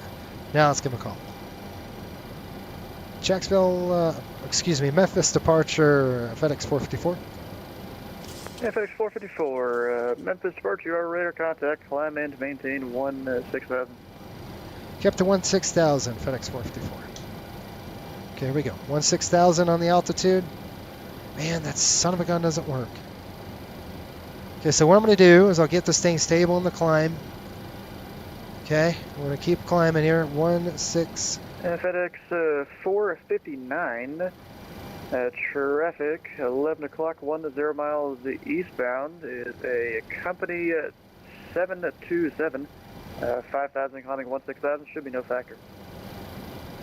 Okay. FedEx 459, roger, we have traffic in sight. Good. Now I'm going to do something here really quick. We're going to go arm, and I'm going to engage nav localizer right there and see if this dang thing is going to work. Oh, you son of a gun. So I got to do it this way. There's 2,000. We're going to go ahead and engage the auto throttle. Right, it's going to go to idle, but then it's going to push it up. So here comes the auto throttles, and then you're going to hold your pitch by that. Now I'm 2,000 feet a minute. Let's go ahead and throw this to the on position. Okay, so I'm on the, if you don't like this. 459 heavy, descend and maintain 3,000. Okay, let's do after takeoff checks. FedEx 454, contact Memphis Center 132.55. 132.55, see ya. 132.55. I'm going to go down here, 132.55. Transfer up. If it's a quick 5 minutes, because you're going to be handed off to approach here pretty shortly. All right, so take a look where we are. Gotcha. You can see right here, if I go map, Thanks. and then zoom it out. Frontier Flight 36. We are headed over to Lego, or Leo. We're doing about 2,500 feet a minute on the climb.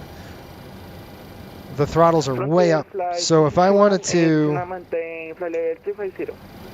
I can drop the rate just a little bit. 350. Doing about 2,000 feet a minute. There's 10,000 feet. So I'm going to go ahead and accelerate to about 280. Giant 1515, Right there. contact Fort Worth Center 135.17. Good day. 135. Okay, they'll do an after takeoff check. He did one. I'm going to do one myself. Okay, he did that. Up on the overhead, those are off. Taxis coming off, turn off, so I'm going to keep them on. Okay. Let's call Jack Center here. Jack Center. Memphis Center, FedEx 454, climbing through 11,000. FedEx 454, Memphis Center, climb and maintain flight level 330.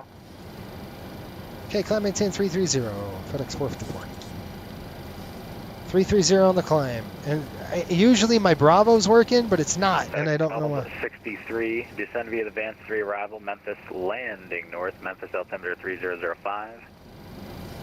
So what I'm going to do is hold this. 3005, FedEx 1263. We're going to go 330. American 323, contact Memphis approach 125.8. 125.8. Delta 912, contact Nashville approach 119.35. Come on, man, 330. 119.35, flight level 10,000 and climbing. Alright, whoever's checking in at 10,000, you're blocking people. Stand by. Delta 912, contact Okay, Memphis 330 approach, set. Nashville approach 119.35. Coming up, we're going 250, 260, about 270. I want to hold on the climb here. United All right, lock 72, that. Memphis Center, climb and maintain flight level Now 30. we're on 20 miles from, and now it's behind us, that VOR. So just let me do a, let me do a climb check. Okay, auto packs and trip. Actually, one thing I need to do really quick is we're going to arm this. So we're going to come down here, going to outsell, and that's going to arm the level off. And I want to make sure we're supposed to be leveled off at 330. That is correct. 330 set. All right. Let's do it. After takeoff, auto pack trip is cutout. FE's panel. We're going to go up. Should be on cutout now, which is up here. It is. High intensity lights on. Sure. After airplane cleanup, gear handle is off. Cabin pressure American controls. 820, contact Indy Center 128.22. Auto. We are climbing. Okay. We have a CSD oil cooler switch needs to be on normal, which is going to be down here. Your oil cooler switch, that's ground interconnect. Your oil cooler is on normal. Good. Generator drive temp switches are rise, so you go up, and they should be in the rise position. Rise, rise, and rise. Okay. It's going to tell us what our rise temp is versus what our in temp is. Okay, looking good. All right. Engine ignition off, guards are down. Good. That is checked. Fuel system as required. They're going to set up the fuel system automatically, and I'll show you how they do that through 17,000 folks. I'll show you how they do that. If you look down here on the phone, everything like fuel heat, packs temp, thank you, EPR limits, fuel feed, all of that is done by your FE. All right, we're at the waypoint called LEGO. We've got BB King coming up. There's 18,000, 29902. Are you busy? Yes, you were busy. If you're not busy flying a 27, something's wrong. You should be doing something until you get this thing configured and settled. You're going to be busy. All right, lights coming off, strobes on, navigation on, beacon on, wing lights off. Okay, climb check is complete through 18,000. Let's go back to this.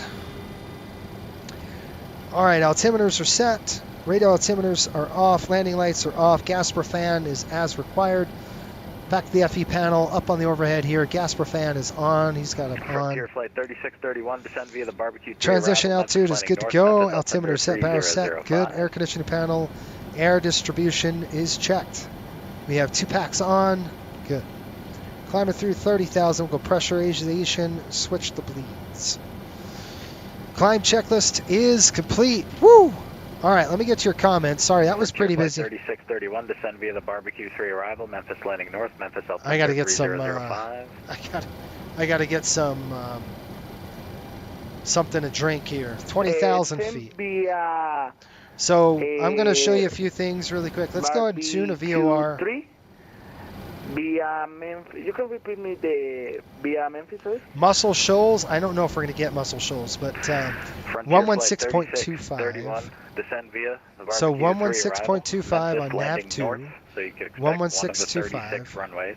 Well, anyway, altimeter On. 3005. Let's see. Do we got it? Nope. So this is a DME for number 2. We don't have it. So Muscle Shoals is probably not a high altitude. Runway to the north. The nearest one of the 3 one for us. ILS of runway 36. I think I expect. Let's do this. Vulcan I know is 114.4. Sure. I'll put that request in. So we're going to go 114.4. And by the way, folks, if you go to Navigraph's, so we've got 130 miles, and we're bearing 120 degree radial. 10 minutes. So that's where we are right now. United 772, Roger. I'll tell you We've what, got can you Kermy stop your climb at first. flight level 330. There's and then you 230. get- well, Check. As long as you set the autopilot to 330, it's going to be crossing traffic at 34, and if you're not going to be here, I don't want you So to climb. So take stop a at look. 330 and approve, just let me know when you're back. We're going to go We'll stay for the back. crossing traffic, and then we can go out We're for gonna click 5 more minutes after that. Flight United plan. 772. We'll go down, Roger. down, down. BB King. We got Kermy, and then we've got V King. So I'm going to zoom out. That's 3 miles right there. That's 7 nautical miles. There is 10. Now I'd like to track up. So you could change all this. You could say, all right, I don't want to track up, and I got to figure that up. And it's just like that, right? So now it's just like your traditional ND display. From Kansas. All right, let me get to your comments. FedEx I still have a 1420. drink. That's about all I heard because the rest of it was so broken up. Say again. Jason, you have a lot more to do in this plane than any other so far. Yeah, yeah. Pops, this plane is from 1960. This is a 1960s design. So now we're still doing 2,000 feet a minute. I don't like that, so I'm going to go ahead and drop. So a couple clicks down on that wheel is going to drop us down. About 1,500. I want to maintain about 280 knots on the climb, give or take. Yes, this aircraft, you're busy. This is built for 3 pilots, not 2, not 1. Okay, so you're really, I mean, like you saw, the FE's doing his thing. But Memphis Center, radar contact, climb and maintain flight level 340, clear direct view. here we go. Maintain flight level 340 and direct view, American 1374. How we doing on speed? Doing all right. We're still at about, we're hovering about, I do want to go a little faster, so I'm going to Spirit 1361, think about 1,500 feet a minute. 135.17. 3517 Spirit 1361, good night. What else you got here? Center 1420 radio check. Make sure the pressurization is set to land flight. clear. Yep. Let's go make sure the FE did I've been that. having issues with this headset before I got swapped over to Kansas. And Okay, it I is got you. Yep, flight. it sounds Right good there. now, and I'm just waiting So for it to that accept the switch handoff. needs to be to flight. That's Thank what you, he's sir. saying. When you're on Appreciate it. ground, it's ground. Once you take off, it's flight. Okay, we're doing good here. Cabin altitude is good. Pressurization is good. FedEx 527, Memphis Center, Roger. Climb and maintain flight level 340. 27,000. There's a lot going on here, folks. It's just a busy airplane, right? We got 17 miles to go to our next waypoint, Make a left turn, which is Kermy. Once we hit Kermy, we'll go to about 138 degrees down to Velking or direct to Vulcan. That's what it is, Vulcan. Vulcan waypoint, and it's the Vulcan VOR. And the reason why we're not flying VOR to VOR is at coastal, it's going to be this way, because if we did that, we would lose so much money just in fuel burn, because you'd have to do this, right? There's no straight lines. We used to fly VORs before GPS, so we would do that all the time. But in this day and age, there's no way, especially when we're burning 3 engines like this. No, thank you. I'm going to throw this to off position, get some panel lighting on here for us. At least we could see a little bit. Air Canada 1050, contact Kansas City Center 125.72. There we go. Once we hit Kermy, we're going to go to direct to Vulcan, and Vulcan is approximately about 89 Kansas City Center miles. 125.72. We are not getting out of the center until we're going to be hitting Atlanta Center, and that's going to be about midway between Vulcan VOR. So we're 107 nautical miles right here. You see this right there? That's our DME, distance measuring equipment from VOR2. And remember I was saying you got to read the Navigraph newsletter. Now we're getting slow.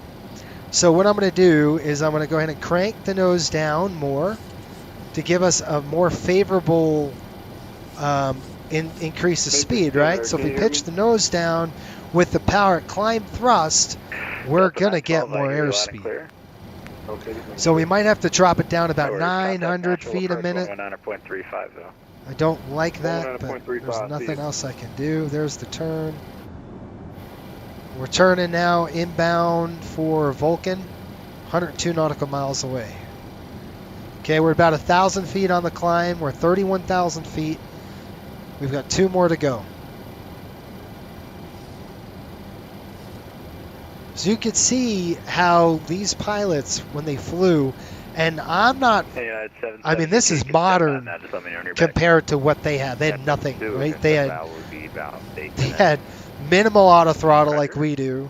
They had minimal autopilot like we do, and they didn't have GPS, so they were flying VOR to VOR. Basically where we're going right now, we're going direct to the Vulcan VOR. You can see it right there. Okay, 250 on the speed. We're doing good. I need to take a look at my paperwork to see what speed we need to be. We need to be at 0.79, and we're tuned right there, so that's good. All right, folks. Whew. A lot going on. Want to see out the window? 1,000 to go, Roger. So we're going to make sure it levels off. We're going to throw this on altitude hold. Okay, we're going to throw this flight director down to level, and that's it. Okay, let me get your comments. I'm sorry. Can you possibly have 200 people, maybe? And this aircraft? I don't know, maybe. I once heard a CFI say, trim a poor man's autopilot. That's right. Good climb out, no weather. It's beautiful weather out there. The switch on the alt selector will change to 1,000s. All right. But it's the problem I'm having is it's not like my Bravo. It's not working. Like when I hit the altitude, it should change it. It's not. So it's kind of a bummer. All right, make sure it levels off. We're guarding the yoke. We're in RVSM airspace. We cannot bust. All right. On.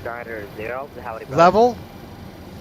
Watch the hold. Here it comes. Southwest 3176, Memphis Center. Boom. Roger. How do you do? I'm doing great. Level. Great Let's hospitality accelerate. and great services down there at Dallas. Hoping that is the same towards my whole experience down in Atlanta. Really appreciate you guys for being online today for Light Up America, baby. Oh, that's what it is tonight. Someone's pretty excited. I didn't know it was Light Up Yes, America. and that actually leads me to my next question because they're actually down there making some quesadillas, and I was just asking if I could go down there, make myself a quick quesadilla, and then come back up here if you don't mind, or if you want me to disconnect and connect back. Approved. Just let me know when you're back. Enjoy your quesadilla. All right, here we go. We're going to slow it down right now. The power should be coming back. Yep, see how the engine pressure ratio is coming up? Memphis approach 125.8. Now let's go check the engine instruments. Oil quantities are good. Temperatures are good. Pressures are good. This is okay. This is normal. You'd have 1B off, 1B on. And then if we did a turn, you'd flip them. Okay, you'd go electric pump 1, this one off. So that's kind of how you would do it. You'd flip it back and forth. We're looking good on oil, fuel. 6777. 527, Roger. Set. Back. Checked. Good. 454, contact Atlanta Center 125.57. Good day. Over to Atlanta, 125.57. We'll see it. That's a fully too heavy back in cockpit. 125. Allegiant 3081, 125.57. contact Atlanta 125.57. Yeah, 125.57. That's where we're going. 125.57. 36 left. So 125.57. 125.570. Transfer up. 125.570. Enter.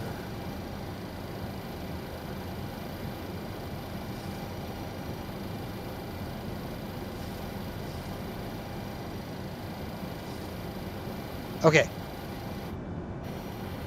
125.57. I'll do this the old way. 125.57. Maintain 16,000. Turn right heading 360. Okay, 125.57. Verify that. 125.57. Enter. Whatever. Cancel. All right. Is that right? 125.57. I've got 125.8. Atlanta Center is 125.575. 125.575. That's that one. Verified. I'm on the right one. Yes. All right. We'll call Atlanta. Let me try Atlanta here. Atlanta Center, FedEx 454, checking in, flight level 330. FedEx 454, Atlanta Center, Roger. Okay, we're checked in, folks. Whew. Now you can breathe a little bit. I mean, a little bit. We got altitude and we've got auto throttle. So the auto throttle is going to hold our speed, which is 0.79 right now. And then Vulcan's coming in. We got 54 nautical miles to go. We got 53 nautical miles to go for Vulcan. And let me get to your comments now. All right, got that.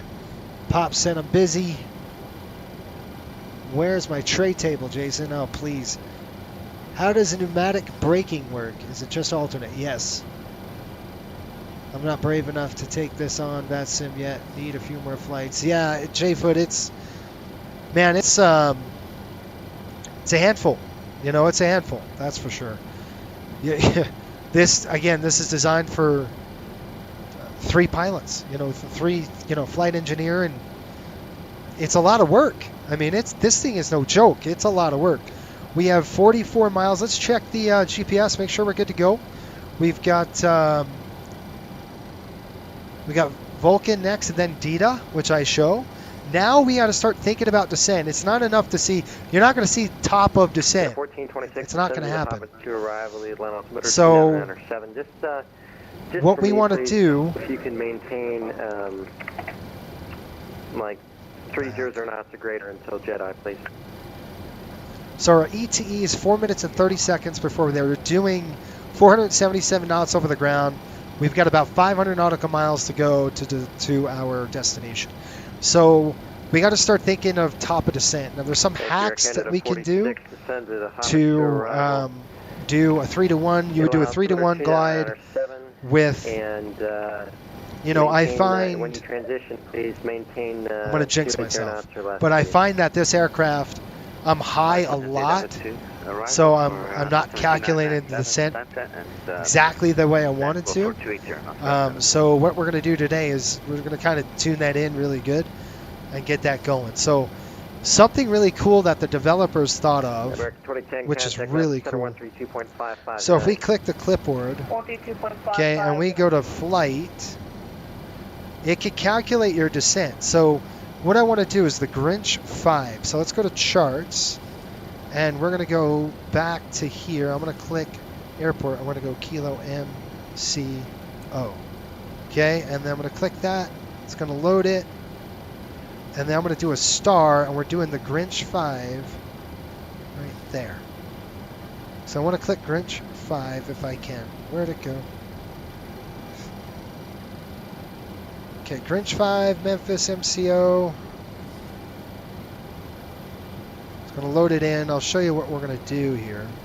So the Grinch 5, we're coming in for Dita. Then we got CJ is Elite. Meyer, right there, Cokes 260 below 260. So that is going to be our marker, all right? So 260 is going to be our marker. So what we're going to do is we're going to come to the landing page. Oops, we're going to come to the flight page.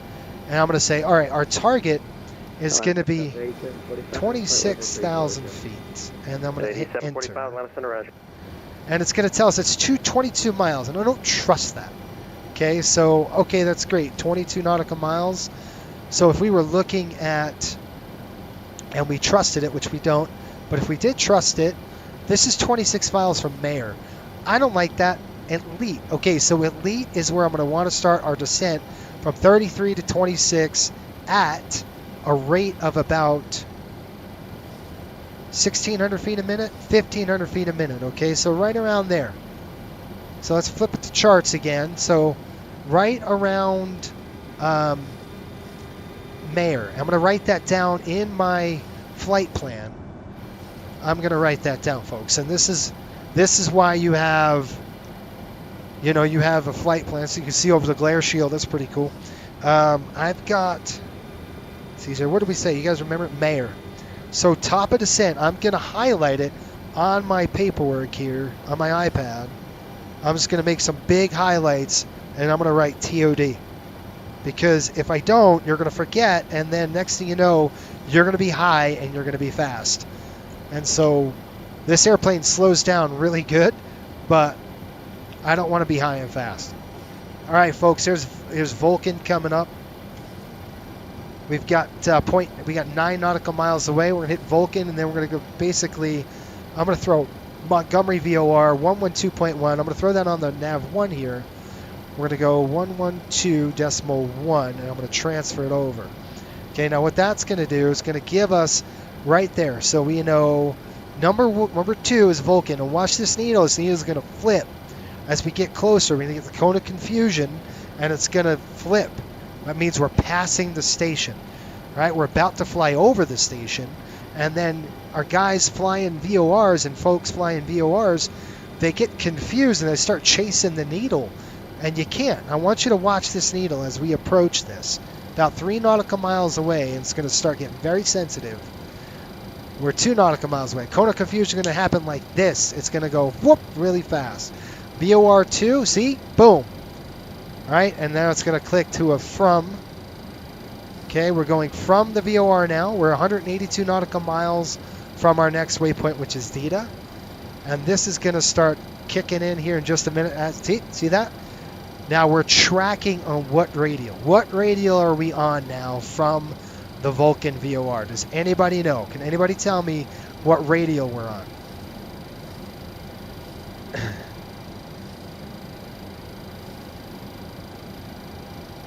I'll give it a second. I got that, Max. Yes, you're right on the brake pressure. And you said, all right, we're good. So who can tell me what radial we are outbound on the on the Vulcan VOR? We're 9 nautical miles away, but I want to know what radial we are actually on.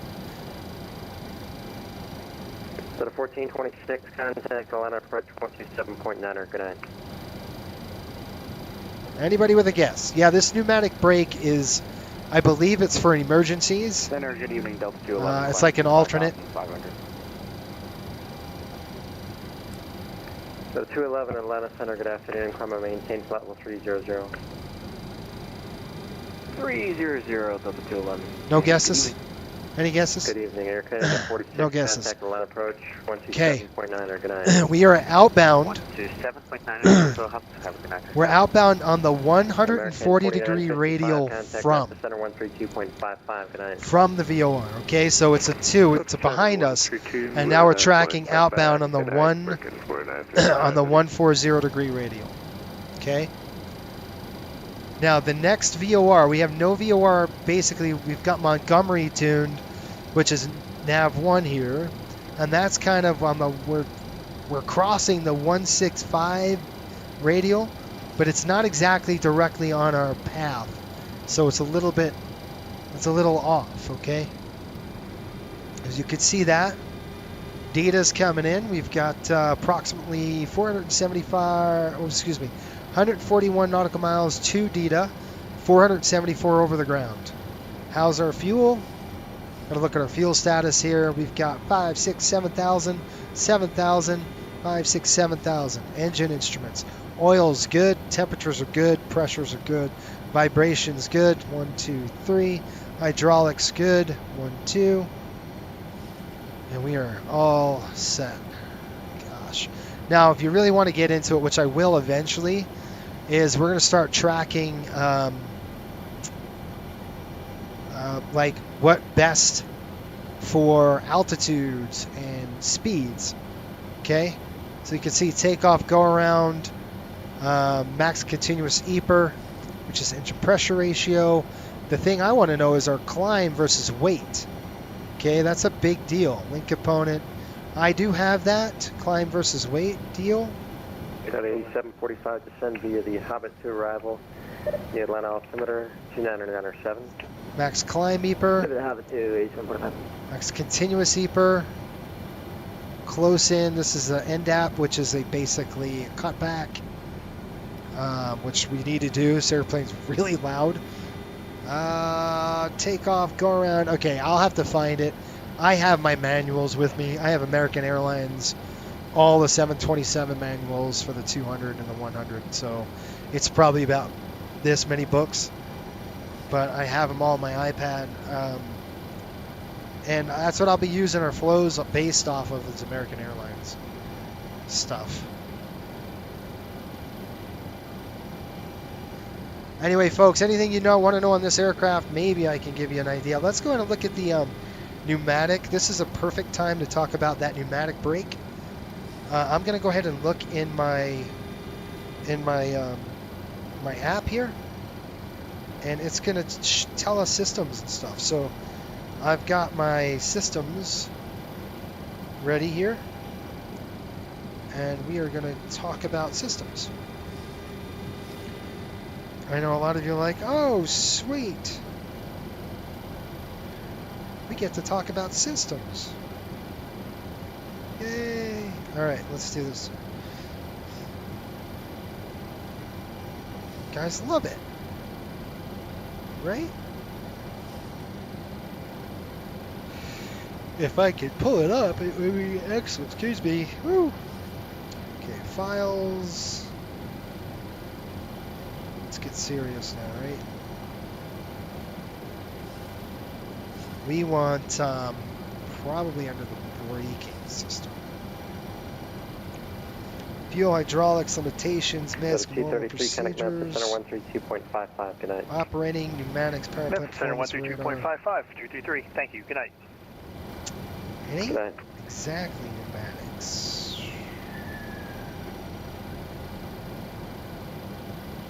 No, it's performance. Where to be under? Flight controls? I'll guess with you. Okay, I want the pneumatic brake. This is our abnormal procedures, and it's only 10 pages of that. Okay, it's not under that. Let's take a look at coming under hydros. Let's see, anti-skid. Let's take a look. Anti-skid. We got brake with accumulator pressure only. Yep, emergency air pneumatic braking. Let's talk about that. That's going to be section number Aircraft, I believe Atlanta Center, all of Atlanta Center is closing in like 12 minutes. I think, unfortunately, most places are closing in 12 minutes too, because I think that's the end of the event. So, well, just be aware of that. Well, thank you. I don't like that. Unicom's about to have a field day. Yeah. Yeah. Well, it's not really, because every airport has their own Unicom, right? True. I guess It's so. true. If people used it, I haven't flown in months, so I don't know. I use it. I love it. Okay, flight controls, folks. It's a pneumatic Are people system. actually using it or no? No, it's not. What No, did I say? not really. I use it. I use it. Um, 378, would you like to climb up to, actually disregard, I need you at 36 anyways, because you're westbound, sorry. 378. crap, folks, what did I say? Was I hydraulics? I don't remember. Yeah, hydraulics. Okay. No. Yes. Page 7. All right, let's talk about it.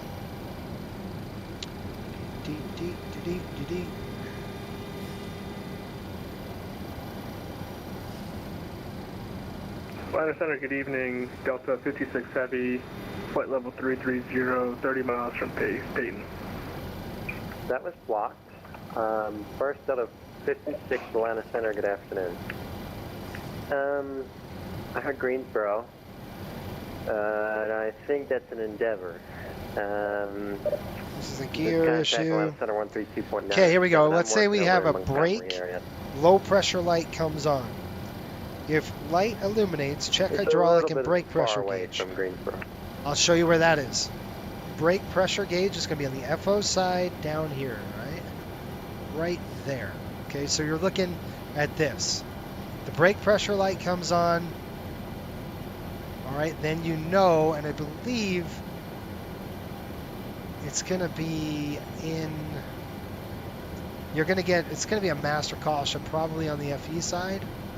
So we got a brake accumulator pressure issue. That will light up. It'll let us know we got a problem. Okay. Then what we're going to do, it says this. Check the hydraulics. And then it says brake with accumulator pressure only. Okay, that's pneumatic pressure. So that 3,000 PSI, that's how much, basically it's an air tank. Think of like a truck. It's like a truck. You know, like braking on a tractor trailer. You got this air tank. That's the same kind of deal. 8745, right? Is confirm. Are you descending via the arrival? Yes, sir. Descended by the 5 before. Cut air brake handle safety wire before landing. Land with the anti-skid system switches on. Apply brake gradually and hold. Do not pump the brakes. If brake pressure gauge reads less than 1,000, pre-charge is lost. Use pneumatic brakes. Okay, let's talk about the pneumatic braking system right now. Okay, pneumatic braking system. There's cut air brake handle safety wire before landing. So there is a safety wire that connects to this. So we would cut that wire. Boop, all right, and then it says, be sure airplanes align with the runway when air braking is applied. Since no differential air braking is possible, aileron and rudder will provide limited directional control. Do not depress brake pedal when using air brakes. Oh, interesting. Apply air brakes at slowest possible speed as follows. So it's like the last ditch thing, right? You're going to pull it and go. Oh. All right. It says this. Rotate the handle clockwise until desired braking action is obtained. So essentially, you would just rotate this handle until, and that, the more you pull it this way, the more increase of the brakes come to the. So essentially, that's your toe brakes. Okay, and then it says braking action is obtained. Hold, rotate further clockwise for increased braking, or rotate counterclockwise to decrease the braking. Handle will stay in selected position if released. Hey, Delta 8745. There's no braking action during the release. Go ahead, Delta 8745. There's no braking action during the first 30 degrees. And I asked, what about you? And Approximate of handle rotation. Beyond this point, braking action is proportional. The line is running last, so I suggest 27 left. There's not that many people on final. There's only 2 other people in the approach. So we just learned a little bit about that. Have a nice afternoon. Appreciate it. I'll be the count for Delta 8745. Pretty cool. I love that stuff. Like just learning systems like that. There should be a brake annunciator light, I believe, on this. Let's see. We've got nose gear, galley forward, tail skid. No. Okay. It isn't on this panel.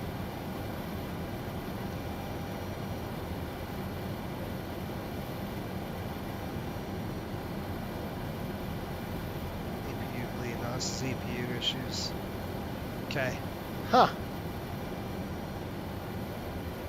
This just shows you hydraulic, not braking. So 211, nice talking to you. It looks like I said before, if you remember me saying. All right, questions, comments. If you heard, like I said earlier, everyone's getting offline. So, but there's still a lot of pilots. Enjoy your flight to Memphis. Have a nice night. Over to unit contact 2. How do you memorize everything in the cockpit? Are you a pilot yourself? Brady, yes, I am a pilot, licensed pilot since 1998. So I've been flying a long time. Center Delta 56 Heavy, will the Atlanta arrivals be online by the time it's flows, man. It's all the flows. And I don't like to fly a lot of different types of aircraft. Short tower will be hopping off. Approach has coordinated with me that they're closing in 64 nautical miles, Dita. Let me see. Do we have Jack Center on right now? Jack Center is online. I don't know if they're going to go off, but that's okay. I don't know when Jacksonville will close, but FedEx 454, you can try Jacksonville Center, 128.62. Good night. Okay, 128.62. Appreciate your service. Have a great night. Okay, Legion 3081 requesting at the Jack Center 128.650. So throw their comms up there. I'm going to go there. 128.650. No, 625. Transfer. Let's call up Jax. Let them know at Dita. We're 56 miles north of Dita. But that's not a good spot to give them, so we need to give them some kind of VOR. Left, direct request for your VOR. That's Charlie Echo Whiskey. Charlie Echo Whiskey VOR. No, they're all low. I got Wiregrass. Let's. I don't think that's gonna tune, but we could try it. 111.6. So let's go on there. And let's just tell them we're north of Dita. Jack Center, FedEx 454, flight level 330, north Adida, about 51 miles. FedEx 454, Jacksonville Center, welcome aboard. Okay, we're good. All right, so what you're saying, how do I memorize everything? It's a really good question. The reason why I don't like to fly, like you see some streamers and they'll fly everything under the sun, and I usually don't. I stick with older aircraft, right? So older airplanes that that are kind of raw data. I love a lot.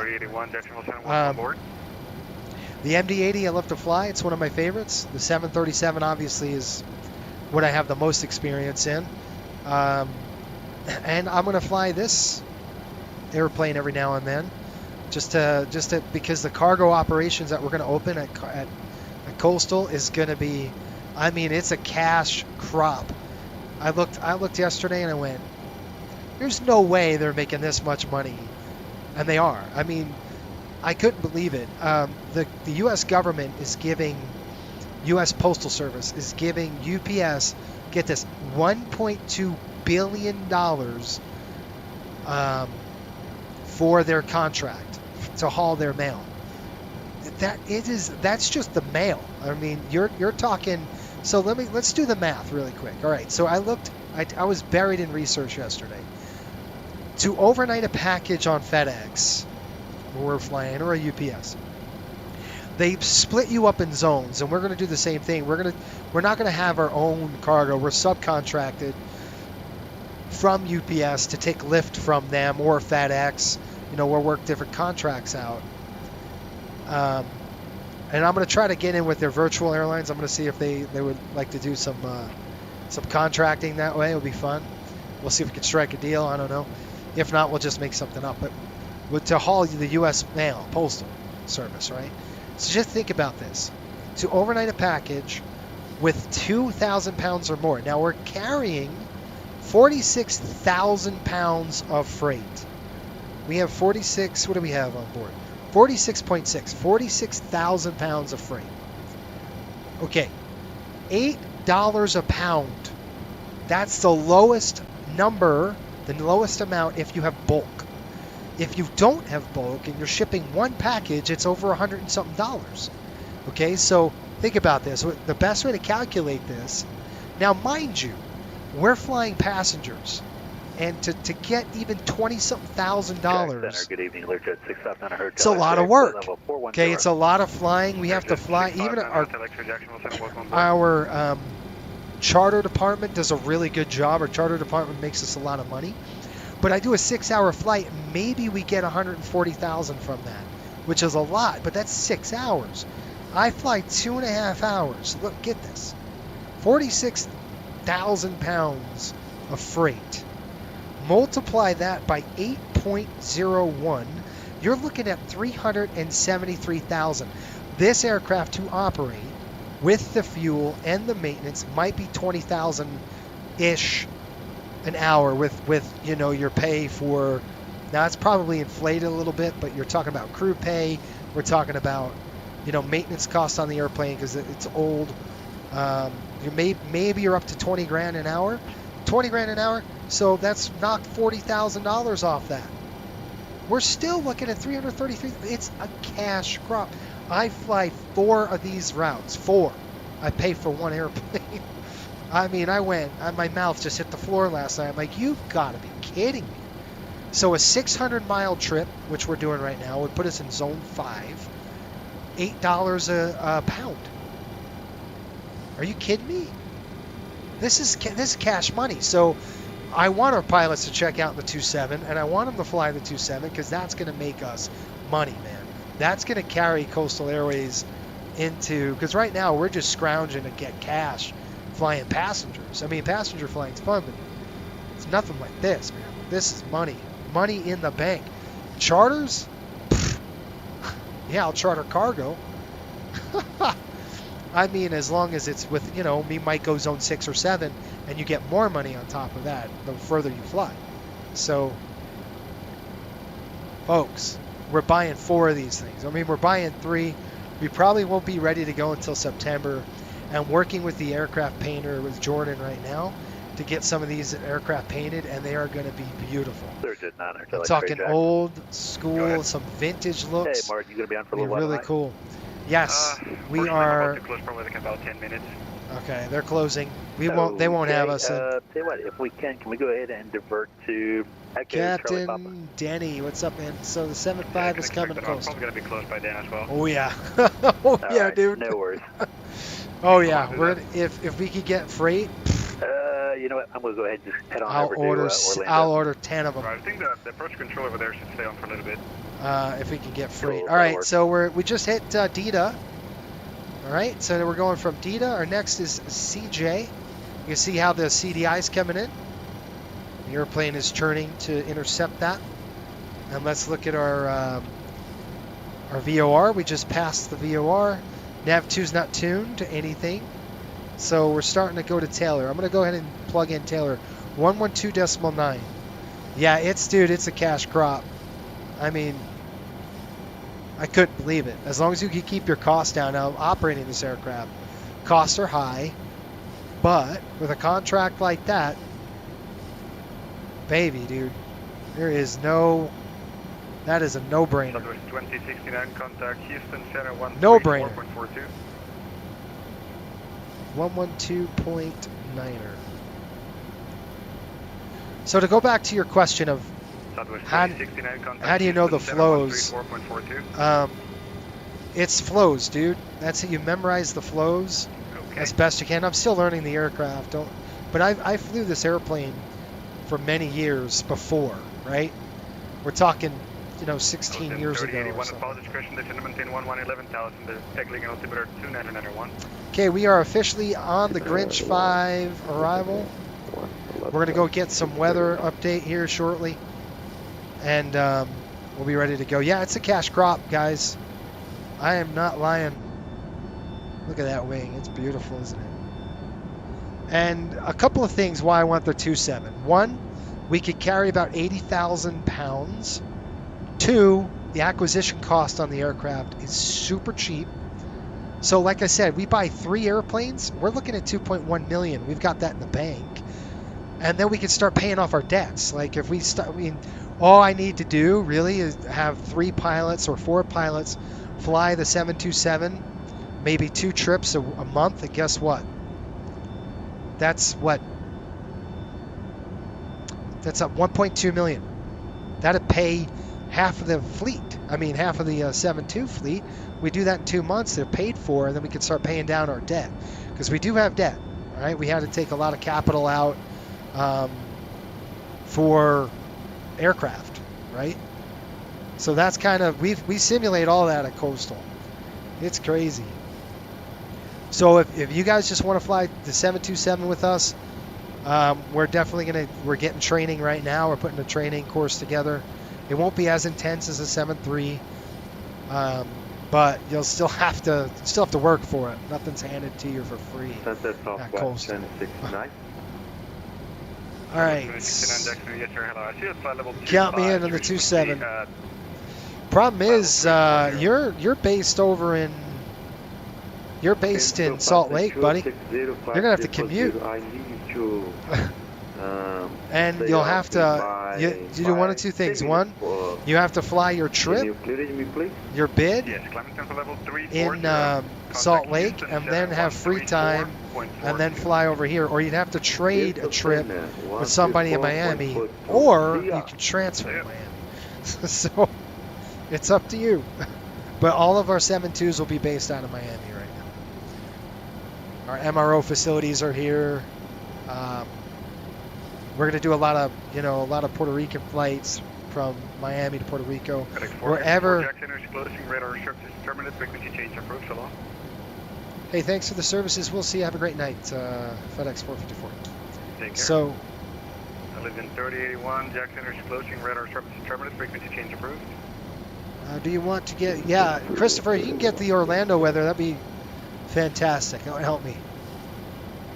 Let's see here. We say, wait, I'm confused.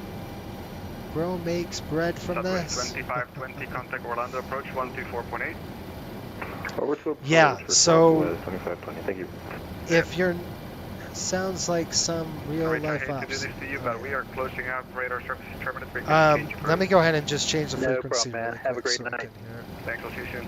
122.8 on the comm, and I'll tell you, it seems like you might be new to Coastal and what we do. Coastal Airways, if you go to flycoastalairways.com, you can kind of read about us. Just a few unique points. One, we offer 121 training. So our whole training program is based off of real world AQP, or airline qualification program. Okay, so that's what I used to do. I used to train on that on the 737. I was an instructor, so we threw that to the sim because I was like, hey, I want our pilots to be highly trained, period. And all of our pilots are, right? If you get hired, and I had somebody say, it seems like it's a lot of work. It's a ton of work. There is no two ways about it. I've seen our training go as quick as 2 weeks, and I've seen it go 6 months.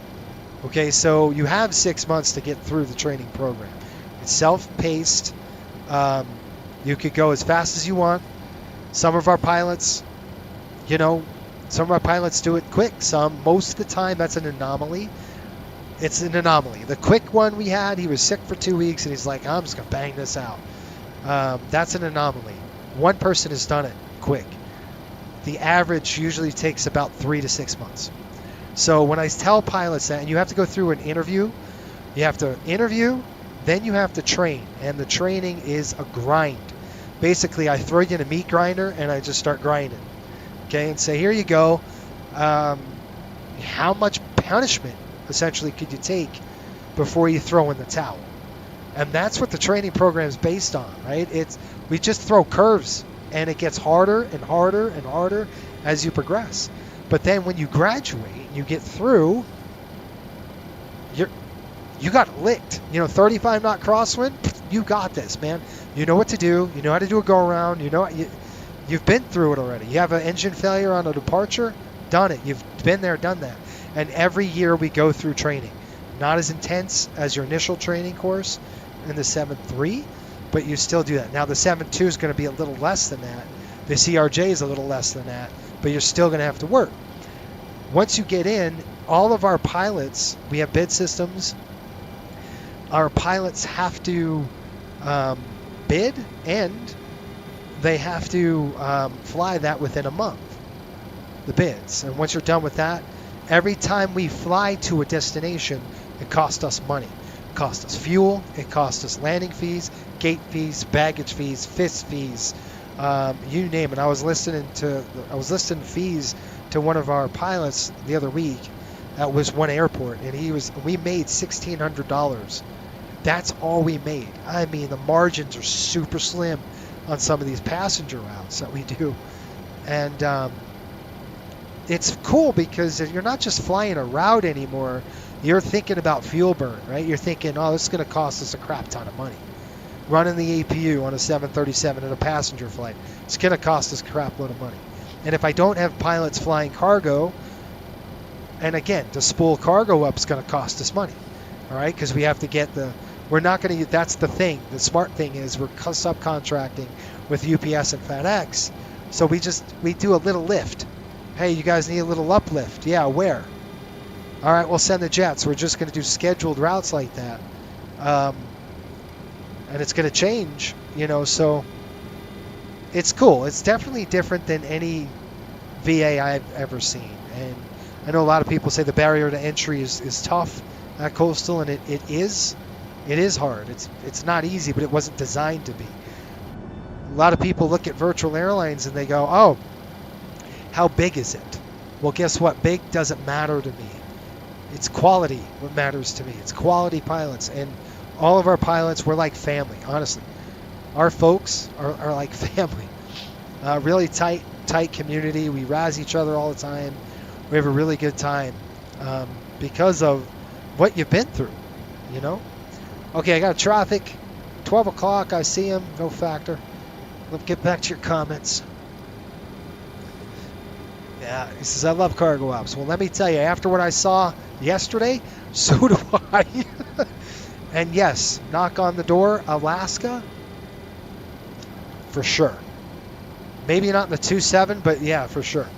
You need a little modern, something modern in Alaska. I don't want you guys flying to Juneau and in crappy weather all the time with nothing to land on. All right, we've got Dita. We just passed Dita. We're headed to CJ, and I'll look at the weather here. Christopher says, all right, 10-4, I'll go right now. Yeah, man. I'm new to your channel. I always spot at MSY when you're flying there. Yeah, it's pretty cool.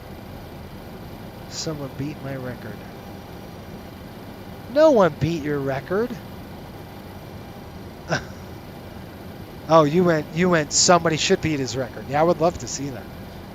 Let's go something Fairbanks weather in the winter. 55 degrees, negative 55 degrees. Woo! Yeah, that's rough, man. That is rough stuff right there. Okay. Airports are getting the weather out right now. We'll take a look. Let's do some descent planning. Get ready to go. Well, it looks pretty good there, guys. Eyes showing. I don't think I ever got a drink of water, did I? I've been talking this whole time. 1705.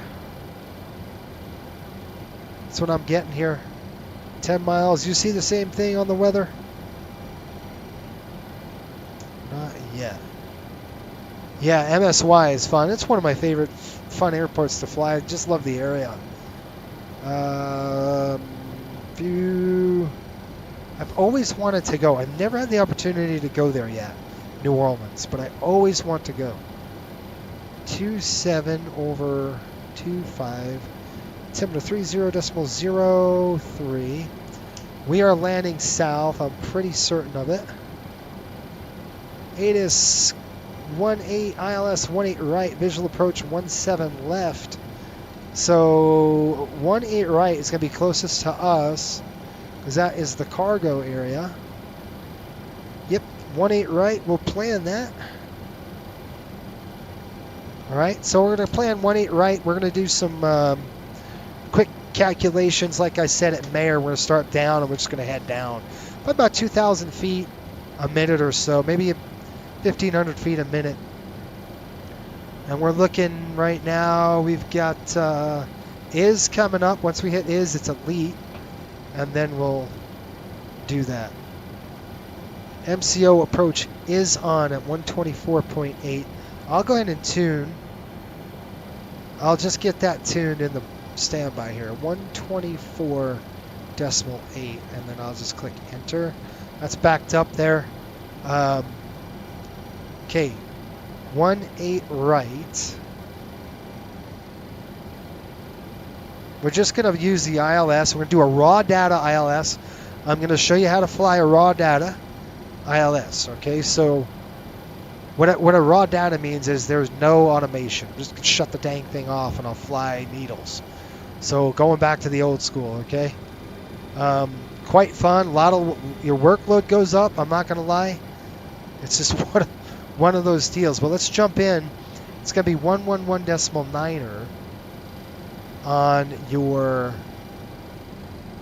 So 111.9er on standby. So 111.9er. Just going to transfer it over now, and then 185 on the inbound course. You can't do the course just yet because this is slaved and locked. Okay, so you can't turn the course bearing. See, it's just slaved up. It's slaved and locked. Call it slaved, which is caged. It's junk. It's locked into the GPS. Some you can. This one you can't. Cook weather updates. Muscle winds are out of the southwest 5. Good deal. All right, so we got all that set. We're going to do Orlando 112.2. I am going to tune that frequency. We're at 44 nautical miles from the next point, which 43 from the VOR, which is, I believe, Tay VOR we tuned. That sound right, everybody?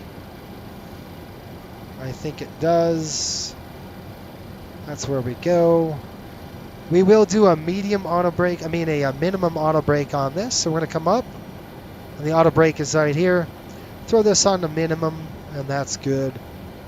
I'm good with that. Beautiful weather here in the southeast. How's our fuel? Let's check the fuel flow. 5,000, 10, 20, go 5, 10, 50. Got 15,000 pounds of fuel. We burn about 10,000 pounds per hour.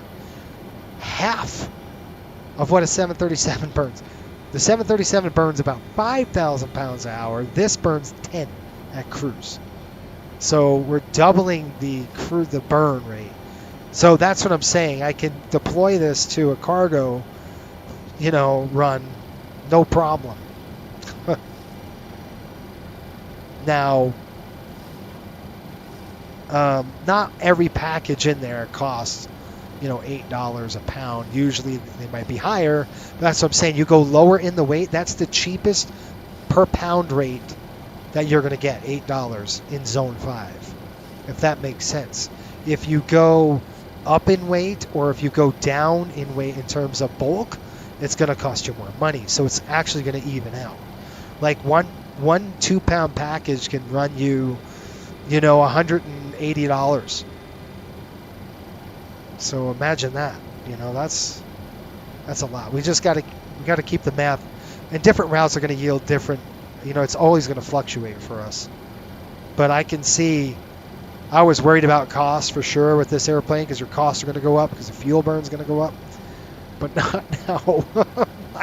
Not with that contract. Are you kidding me?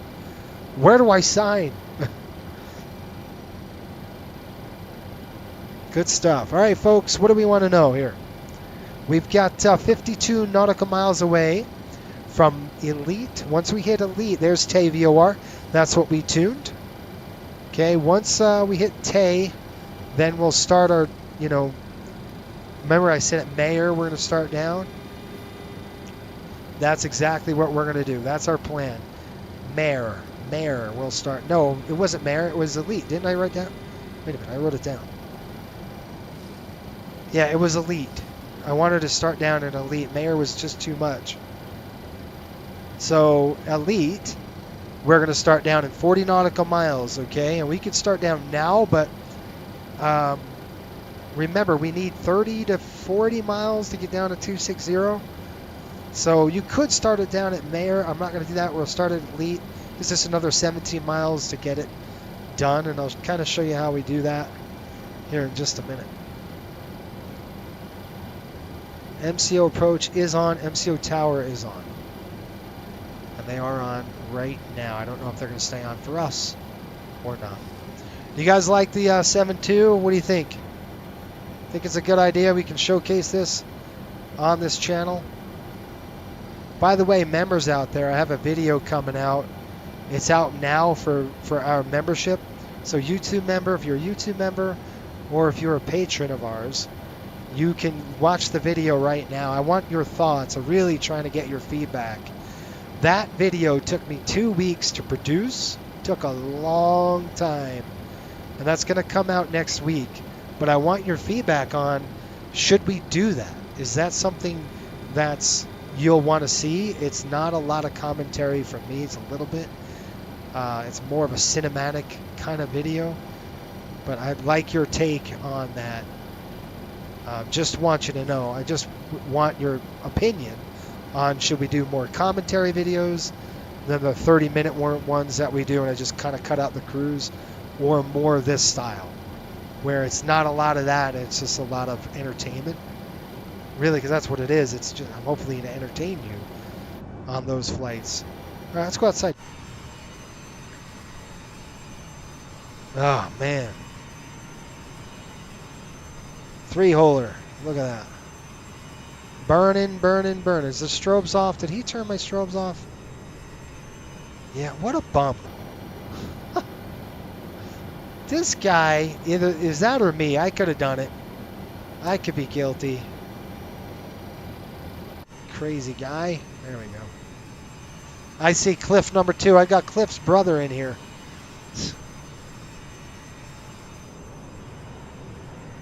Yeah, this is a big, look at that swept back wing. You know, the 727 really suffered from Dutch roll. As a matter of fact, they first, with the sweep of this wing, I forgot what the percentage of the wing is, but it's a very aggressive wing sweep. Okay, it's probably one of the most prevalent in the transport category aircraft with the swept back wings like this. And they got into Dutch roll bad. The airplane would do this a lot. And so what they did was they put these 2 yaw dampers, and this is a split rudder. You have a top and a bottom, and they're independent. Just like you guys fly in long haul aircraft, wide bodies, they do the same kind of thing. They split the rudder, and they put a yaw damper in there for that reason. 19 miles to go.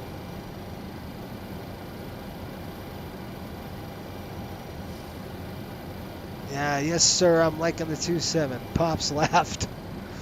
Yeah, can you imagine shoving the hockey team into this? Getting this old rinkety thing. Boxes don't care. People care. Boxes don't care. And I loved, guys, before stage 3 compliance,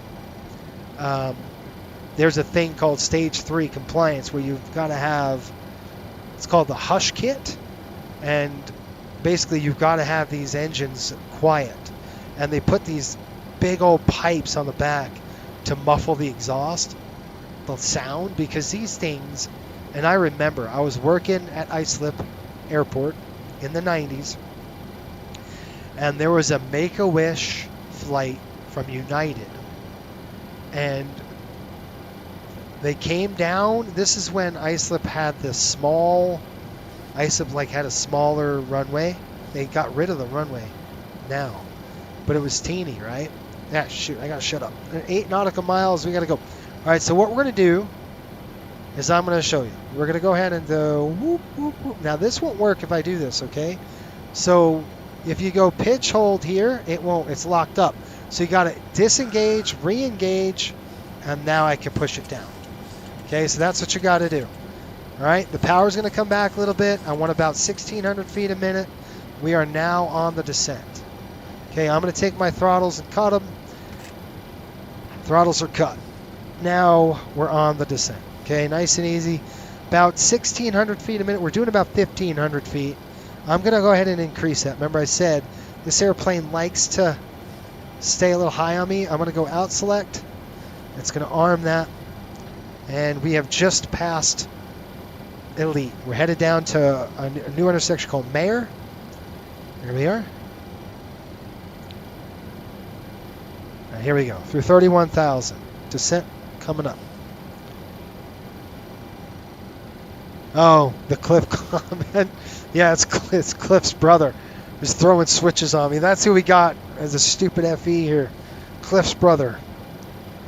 Throwing switches that I don't want him to throw. It's awesome. All right, once we descend down to 30,000 feet, switch bleeds or set pressurization. Now, I guess when they do that, I think I've got to read up on that procedure, but it looks like they'll switch the bleeds. Like they might throw these open and close this one or something like that. I don't know what they'll do. It could be anything. I don't know. Okay, coming down through 30,000 feet altimeters. We're going to do that when we hit 18,000. We haven't done that yet.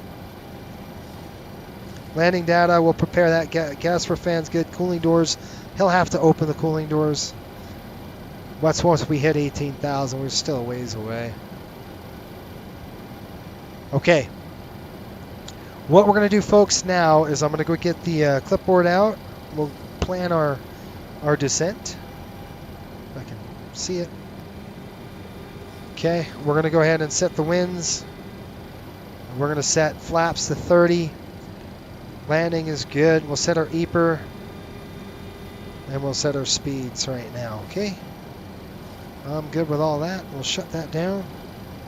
29,000, and we need to be below 26. So I'm going to go ahead and increase our descent rate. So either increase our descent rate or we slow down. Okay, we still got, you know, we're still 2-point-something miles away from Mayer. And then we got about 26 miles to coaxy. And we're at 28,000 or 2,000 feet a minute. Here comes the throttles coming down with the auto throttle, which is nice. 2,000 feet a minute on the head here.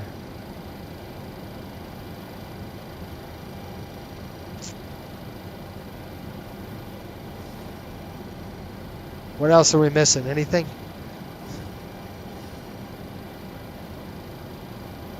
$290 on the speed. And then we hit grunge. And then what I'm going to go ahead and do is change up some frequencies if they're still on. I don't know if they are. Yeah, 124.8. I'm going to go tune right there right now. So I'm going to click this. And I'm going to click transfer. And then I'm going to click a tower. 118.4. So I'll go standby here. I'm going to go 118.4. This just helps me because your load is going to be high, super high workload. 26 miles. We're at 26,000. Keep on descending, guy. And I didn't do my descent. Shoot. 767, man is ground, radar 767, man, for the structured weather is approach field. Is he closing? Good evening, jet is 767. Okay, there's a level off. We're going to keep dropping. So how will we do that? Again, come down here, break it, shut it off. Dang it. The airplane is leveled off. So what we're going to do is shut it off again. No big deal. Engage. Outcell. Descend. Okay, I want to get down to the same spot. We're going to get down to 16,000.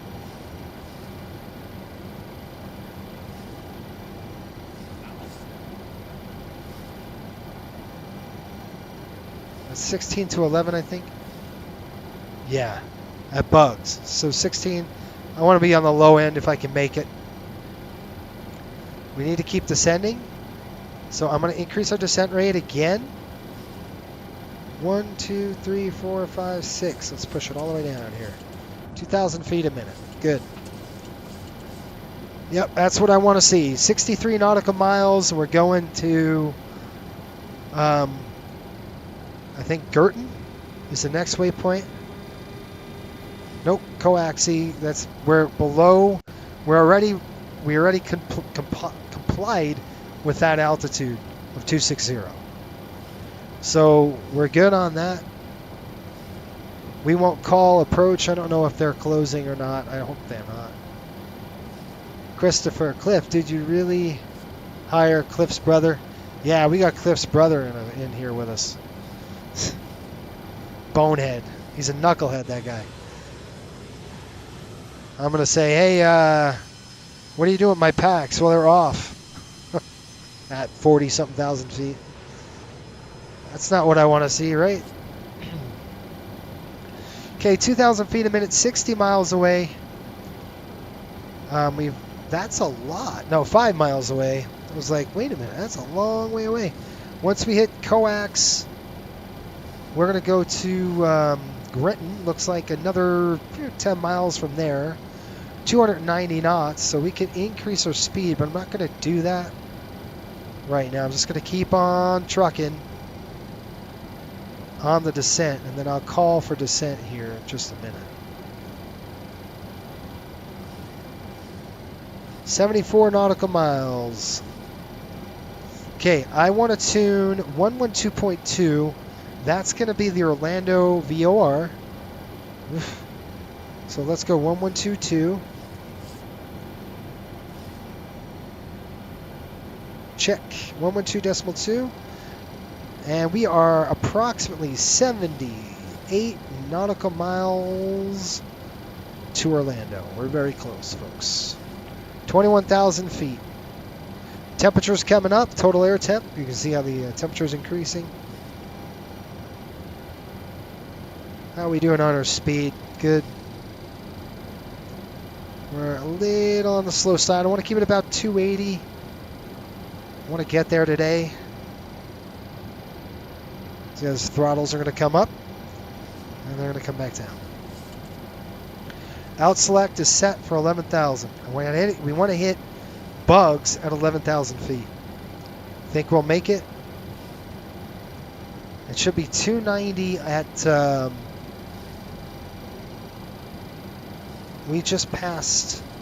Okay, we've got Grenton coming up. Grinch? Is that Grinch? Yeah, I'm sorry. We got Grinch first at 11 miles, and then we've got bugs. There should be about 280 knots. There's 300. That's too much right there. Kick that throttle up a little bit. There we go. Okay, we just hit Grenton. Now we're headed toward Grinch. See? Now, folks, I don't know if you heard us on the stream, but this is a real deal. I looked on online, and they have a 727 retrofitted with the GNS 570 in it. It's GPS, so they could fly RNAV, which you can't, and you couldn't do it without it. Modern day today, the VORs are getting declassified. They're getting decommissioned, so they're not maintaining them anymore. So there you go. Okay, there's approaching 18,000. Let's wake up Cliff's brother. What's his name? What should we name that clown? All right, I'm going to just do a quick descent. Altimeter is going to come set on mine. Landing down is set. Gasper fans, he'll have to do it. Cooling doors, he'll have to do it. Altimeters, radio altimeters, and airspeed bugs are on. Landing lights are coming on. Hydraulic pumps should be all on. 1, 2. 1, 2, 3.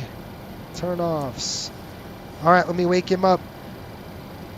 Give me an approach checklist, please. Let's go 3000, and I'm going to call up.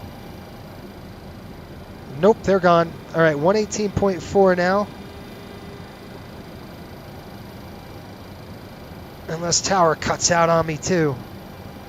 I've got, what did we say on the altimeter, folks? Did we get a good altimeter setting? I got 3000. So is it 3003? 3003. We're going to have to vector ourselves. That's fine. 16,000. Bugs are at 280, and we're doing that right there. Slow it down just a little bit. There's 15,000, and we're headed to Grinch. Grinch should be at 280 knots between 16,000 and 11,000. We've already hit that altitude restriction, so we're good. Once we hit Grinch, we're going to keep on descending down to Bunny and then Yago, and I have to make sure that we're set here. So if I go back and click flight plan, we've got Yanni, Grinch, Bugs, Black Level Harm, Dory. Nope, this has got us going 3.5s. We are landing the 1.8s. So, what we need to do is change this. Okay? So we need to go ahead and change this runway And you can see, well, I don't want to remove it, but you can hit MCO and you can hit load procedure. And we're going to do the arrival, Grinch 5, but we're going to change the runway. You see how it says runway 35? We're going to flip that over to 18 right. Okay, and then I'm going to click load. What it's going to do, it's just going to maintain where we were. We got bugs, then black, and Yago, and man's something. And then we're going to vector ourselves. Man skew 18 right. And we could click this. Oops. And I could go back, click MCO, load procedure. We're going to click arrival or approach. And we're going to go approach 18 right. Right, not the RNAV. I want a ILS. We could do a visual 18 right. That'd be cool. But I want to show you some, this is raw data stuff here. I want a 18 right. 1,000 to go. Raj. And then I'm going to click load approach. Okay, there you go. So we got 1,000 to go, 11,000 here. Let's start slowing down to 250 on the speed. We're going to keep descending. Okay, what's that? That is a gear horn. And all I got to do now is pull it. And the gear horn's bye-bye. So there's 1,000 feet. The speed's dropping. Okay, leveled off. There's a level off. Okay, we're at, let me look really quick. See where we're at on our flight plan here. We're at bugs. Okay, so we're 5 miles. We're through bugs. We need to keep on descending down to 9,000 now. So what I'm going to do is turn this. We're going to go down to 6. It takes forever because I have to do this stupid mouse. Okay. Disconnect. Don't hit the fuel. Whatever you do, don't hit the fuel. You shut an engine down if you do that. So disconnect, reconnect, descend. Maybe I don't have to do that. Maybe I wonder if I could push out cell and disconnect it. Okay, we're on the chute now. I want to maintain about 2,000. I'm going to go ahead and zoom in. Okay.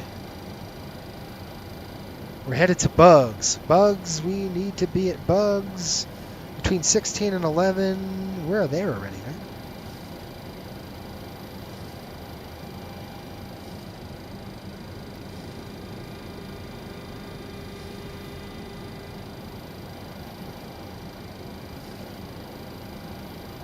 There's something amiss here. All right, we're at bugs.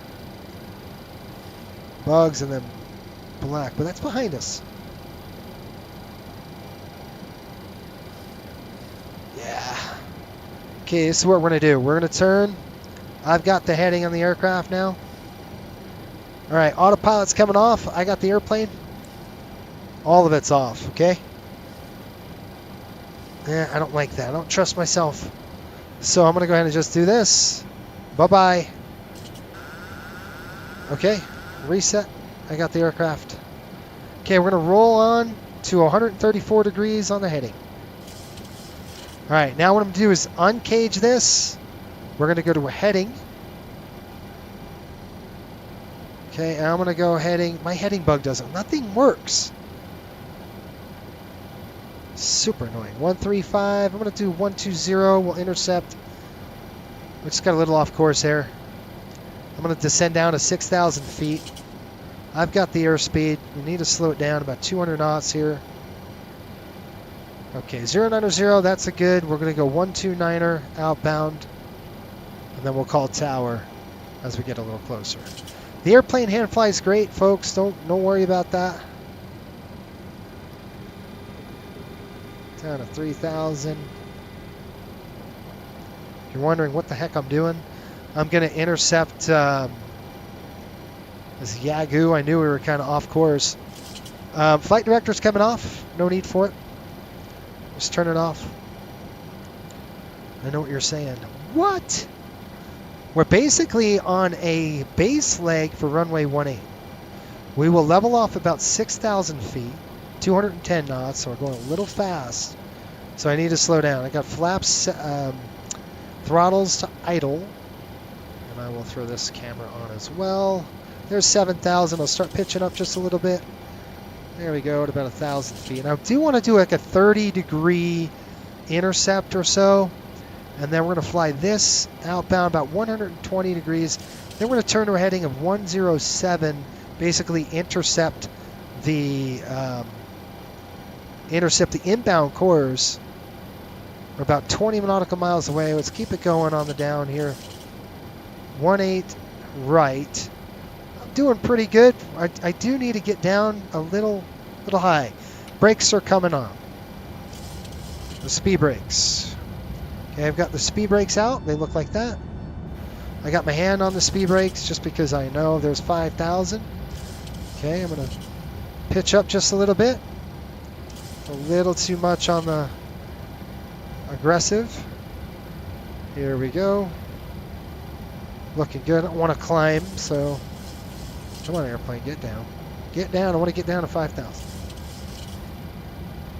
About 4,000 right now would be a really good spot. 115 on there. It's 150. That's good, about right there. At the airport in sight already. There's 5,000. Keep it going. Full brakes. Hands on the speed brake there.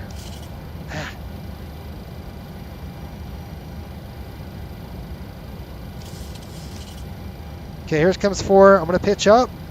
Keep the brakes on.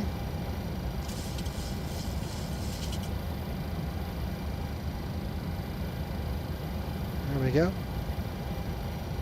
On the approach. Yeah, there we go. Speed's coming back nice. Okay, right. Flaps coming down 5. Under about 230, flaps 5. Don't climb. Don't climb, airplane. 4,000 feet right there. Hold that. Let's see how that does. 200 knots. I want to slow down. About 160. Trim, trim, trim, trim. There you go. Get up. All right, let's turn in. See how we just blew through that approach course? Dang it. Sloppy on my end, folks. I'll get it back. Okay, we got honor coming up. We're a little on the low side. So I'm just going to use the trim. And I'm going to do about 30 degrees and a level off right there. Okay. Speed's coming in just a little bit. Get some thrust going. There we are. Not too crazy. I'm going to have to do like 5 degrees nose up or so. There we go. All right, here we go. Turn inbound. I'm going to catch that raw data right now. I'm looking at my HSI. So I'm going to kind of keep heads down here through this approach. Keep it pitched up. And we're going to level off right there. I'm not looking out the window just yet. I know we've got a beautiful visual here. Speed's coming in. I'm just dragging it in there. I don't like it. Okay, let's recenter. This is where your scan comes in handy. Okay, good on. Good that right there. I like that. Hold that. 1/2 dot. I still need to execute that. Speed's coming in. Hold that right there. Stop. Don't climb. We're going to go ahead and intercept the glide slope. Intercepting the glide slope. Gear down. Speed's coming back. Okay, let's go get back on course. Ready? Flap coming in. Okay, there's no automatic speed brakes on this. So you're going to have to deal with the speed brakes, folks. Speed's coming back down. 140 on the speed. Flap 15. Yes. When we get to 160, we'll go from there. Okay, I like about 900 feet a minute I'd like to see on the descent. Let's see how we do that right there. Good. Let me call them up. Are they still on? 118 something. Orlando Tower, FedEx 454 on final, runway 18 right.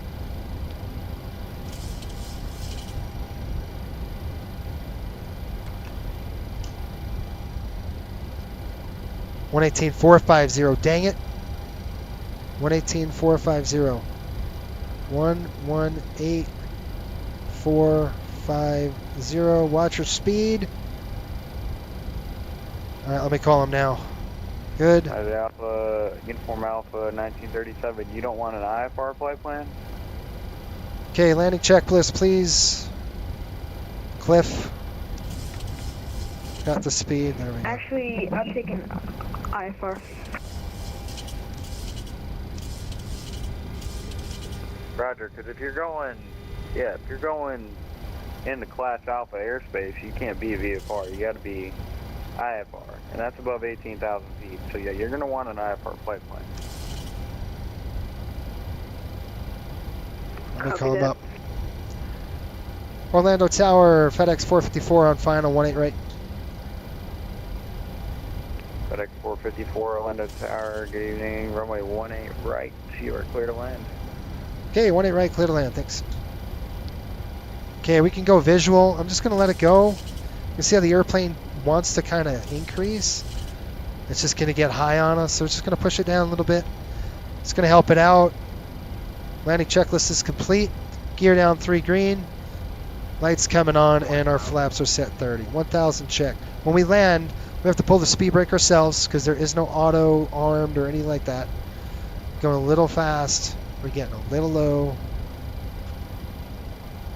That's just outside. I was just looking out the window here. Nice visual approach. Kind of off a little bit on the glide path for the most part. For hand flying, it's not too bad. We're getting a downdraft. I'll just push it in a little bit. Help with that trim. There we go, right there. Looks good. I'm going to keep the thrust in. Okay, that's 500 feet. Still trying to get the trim dialed in.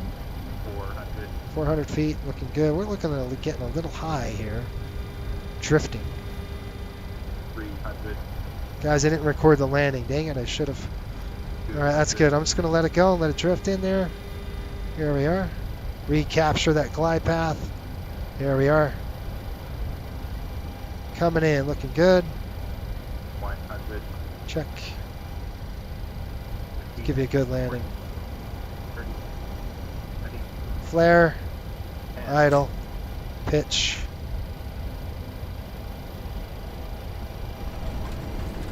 Speed brakes. Reversers. Get on center line. 3 in reverse. Lights are out. Speed brakes. 80 knots. You can see the reversers coming out like that. Alright, off. I got the aircraft.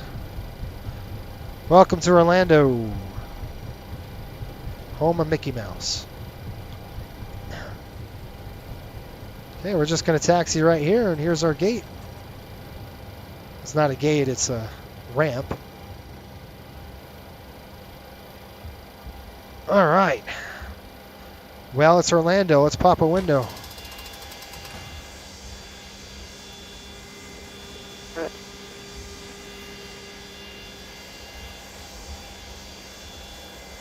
X454, happy welcome to Orlando, ramp via Alpha 3, have a good night. Okay, ramp via Alpha, thanks for your services. We'll see you. You're welcome. Okay, let's stop the aircraft. I'm going to let him do the after landing checklist. Turn that off. Okay, speed brakes. Flaps coming up.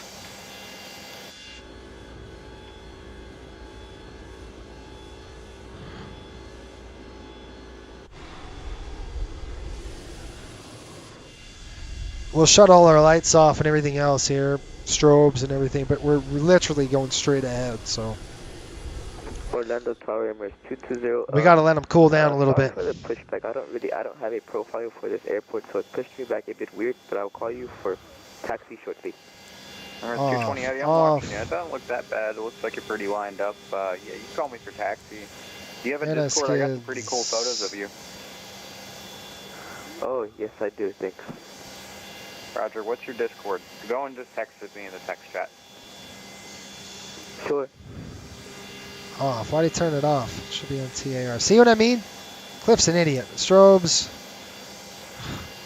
Beacon. Wow, logo. Taxi lights on. We'll turn these lights off. Does he got the dang APU on? Yes.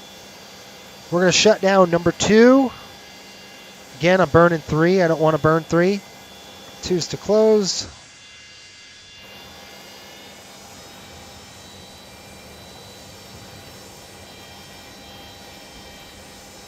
Welcome to Orlando.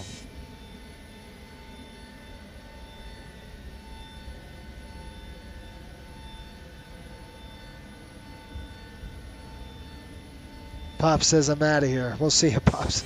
Have a good night.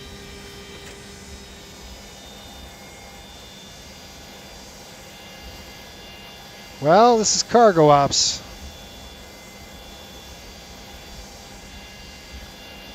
In a 727. Good stuff. Okay, let's pick one of these and we'll just stop. We'll have this all mapped out when we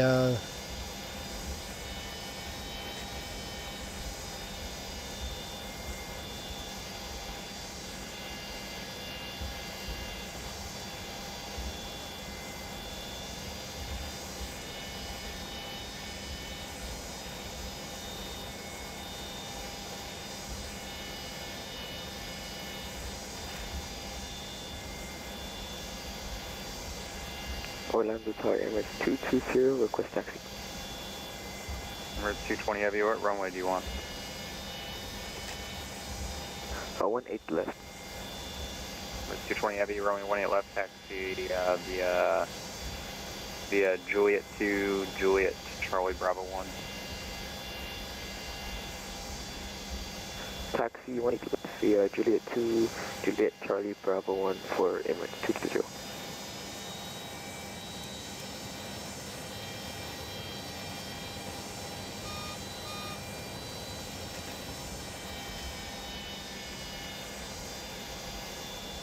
hold on, where's that dang thing? There it is.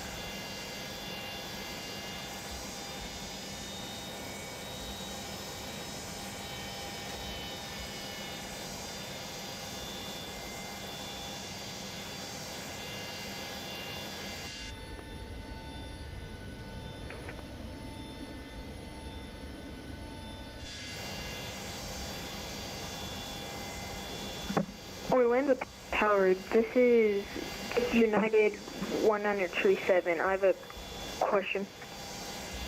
What? Is this ACARS thing that I was just sent on B-Pilot? Is this... Does that mean I'm clear for the departure?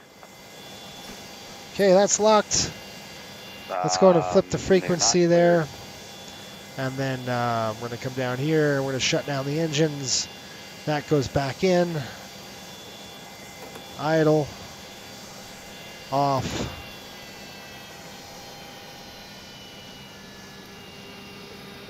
All right, we're done. Let's go ahead and pull this. We're going to go ahead right on back to aircraft. Let's go ahead and open the entry door. We're going to call GSX. Get the cones out, get the chocks out. Let's call GSX. I don't know where we are. That's the problem. I don't know where I am. I don't know. I don't know what gate I'm at. This is what parking spot I'm at even. I got to get all that figured out. Beacon light is off.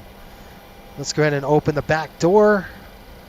So the Cliff's brother is going to get out and he would open this door. Okay, and then we'll shut stuff off. He's going to go ahead and flip the switch, turn the power on, and open. And you should hear that door open. We'll go through the bulkhead here. There it is, coming open. We got to get the stairs over to us and all that good stuff. All right, on the overhead now, we're going to shut a few things off. Beacon's off, that's good. Strobes off, everything's off. We'll secure the cockpit and we'll shut it down for the night, right? Go ahead and click Secure Cockpit. They're going to do their thing.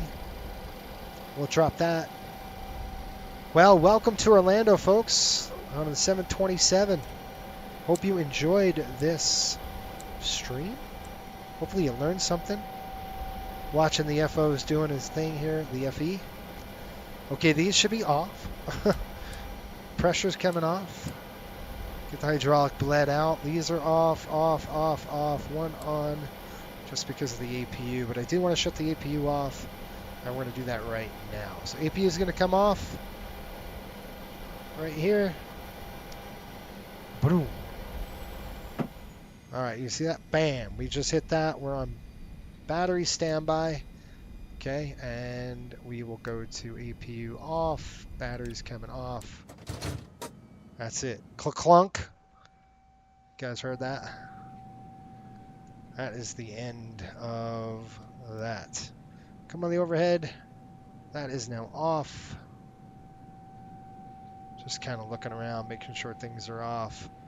One thing we want to do is come back over here and throw our master switch off. If you don't turn those on, you won't have radios. So it's not a good idea. All right, hope you enjoyed it. That was fun. I had a good time flying it. It's a lot of work. You know, I couldn't imagine doing this for 5 hours, or 6 hours or so. Oh yeah, let's shut that door. I'm like, why is the hydraulics on? Okay, that's good. We're gonna go ahead and close that right now. Power's off. Done. Okay. What do you think, folks? If you're new, do me a favor, hit subscribe right now and like this, because hopefully it was fun. Next week we probably won't be in the 7.2. We'll probably just be back to the line, or it's up to you if you guys want to see an MD-80 flight. We could do that where September is coming up, which means we might have a hockey charter or two. We're not going to fly the entire season. I don't think that's going to happen. But we'll definitely pick up some charters in like a month. How's that? Maybe one or two. Maybe one a month or something like that. We can work that in on a Friday night stream, if that's cool. Oh, Pops, you're still here. Okay. Smart Pirate, you should fly horses around. Like horse owned by Kalina Charters. Yes. It's a 727 with winglets, just retired from flying around. Ooh, you got a tail number? You got a tail number on that? Give me a tail number on that, because I will research that airplane. And we are going to get, in coastal, we're getting retrofitted winglets. So we're going to get winglets on our aircraft.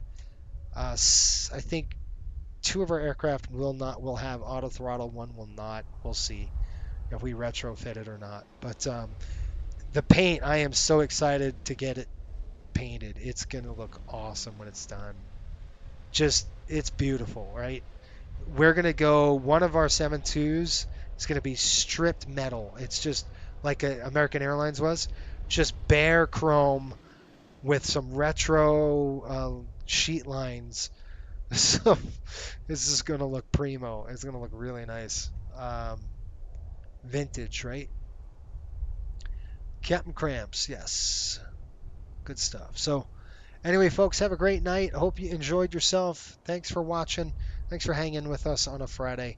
Look for the new video coming out next week. Again, if you're a member, check it out. You could probably see it now. It's a beautiful airplane. Let me know in the comment section below if you want to see more 727s, and if so, where do you want to go? All right, until next time, keep the blue side up and the brown side down. We will see you folks next week.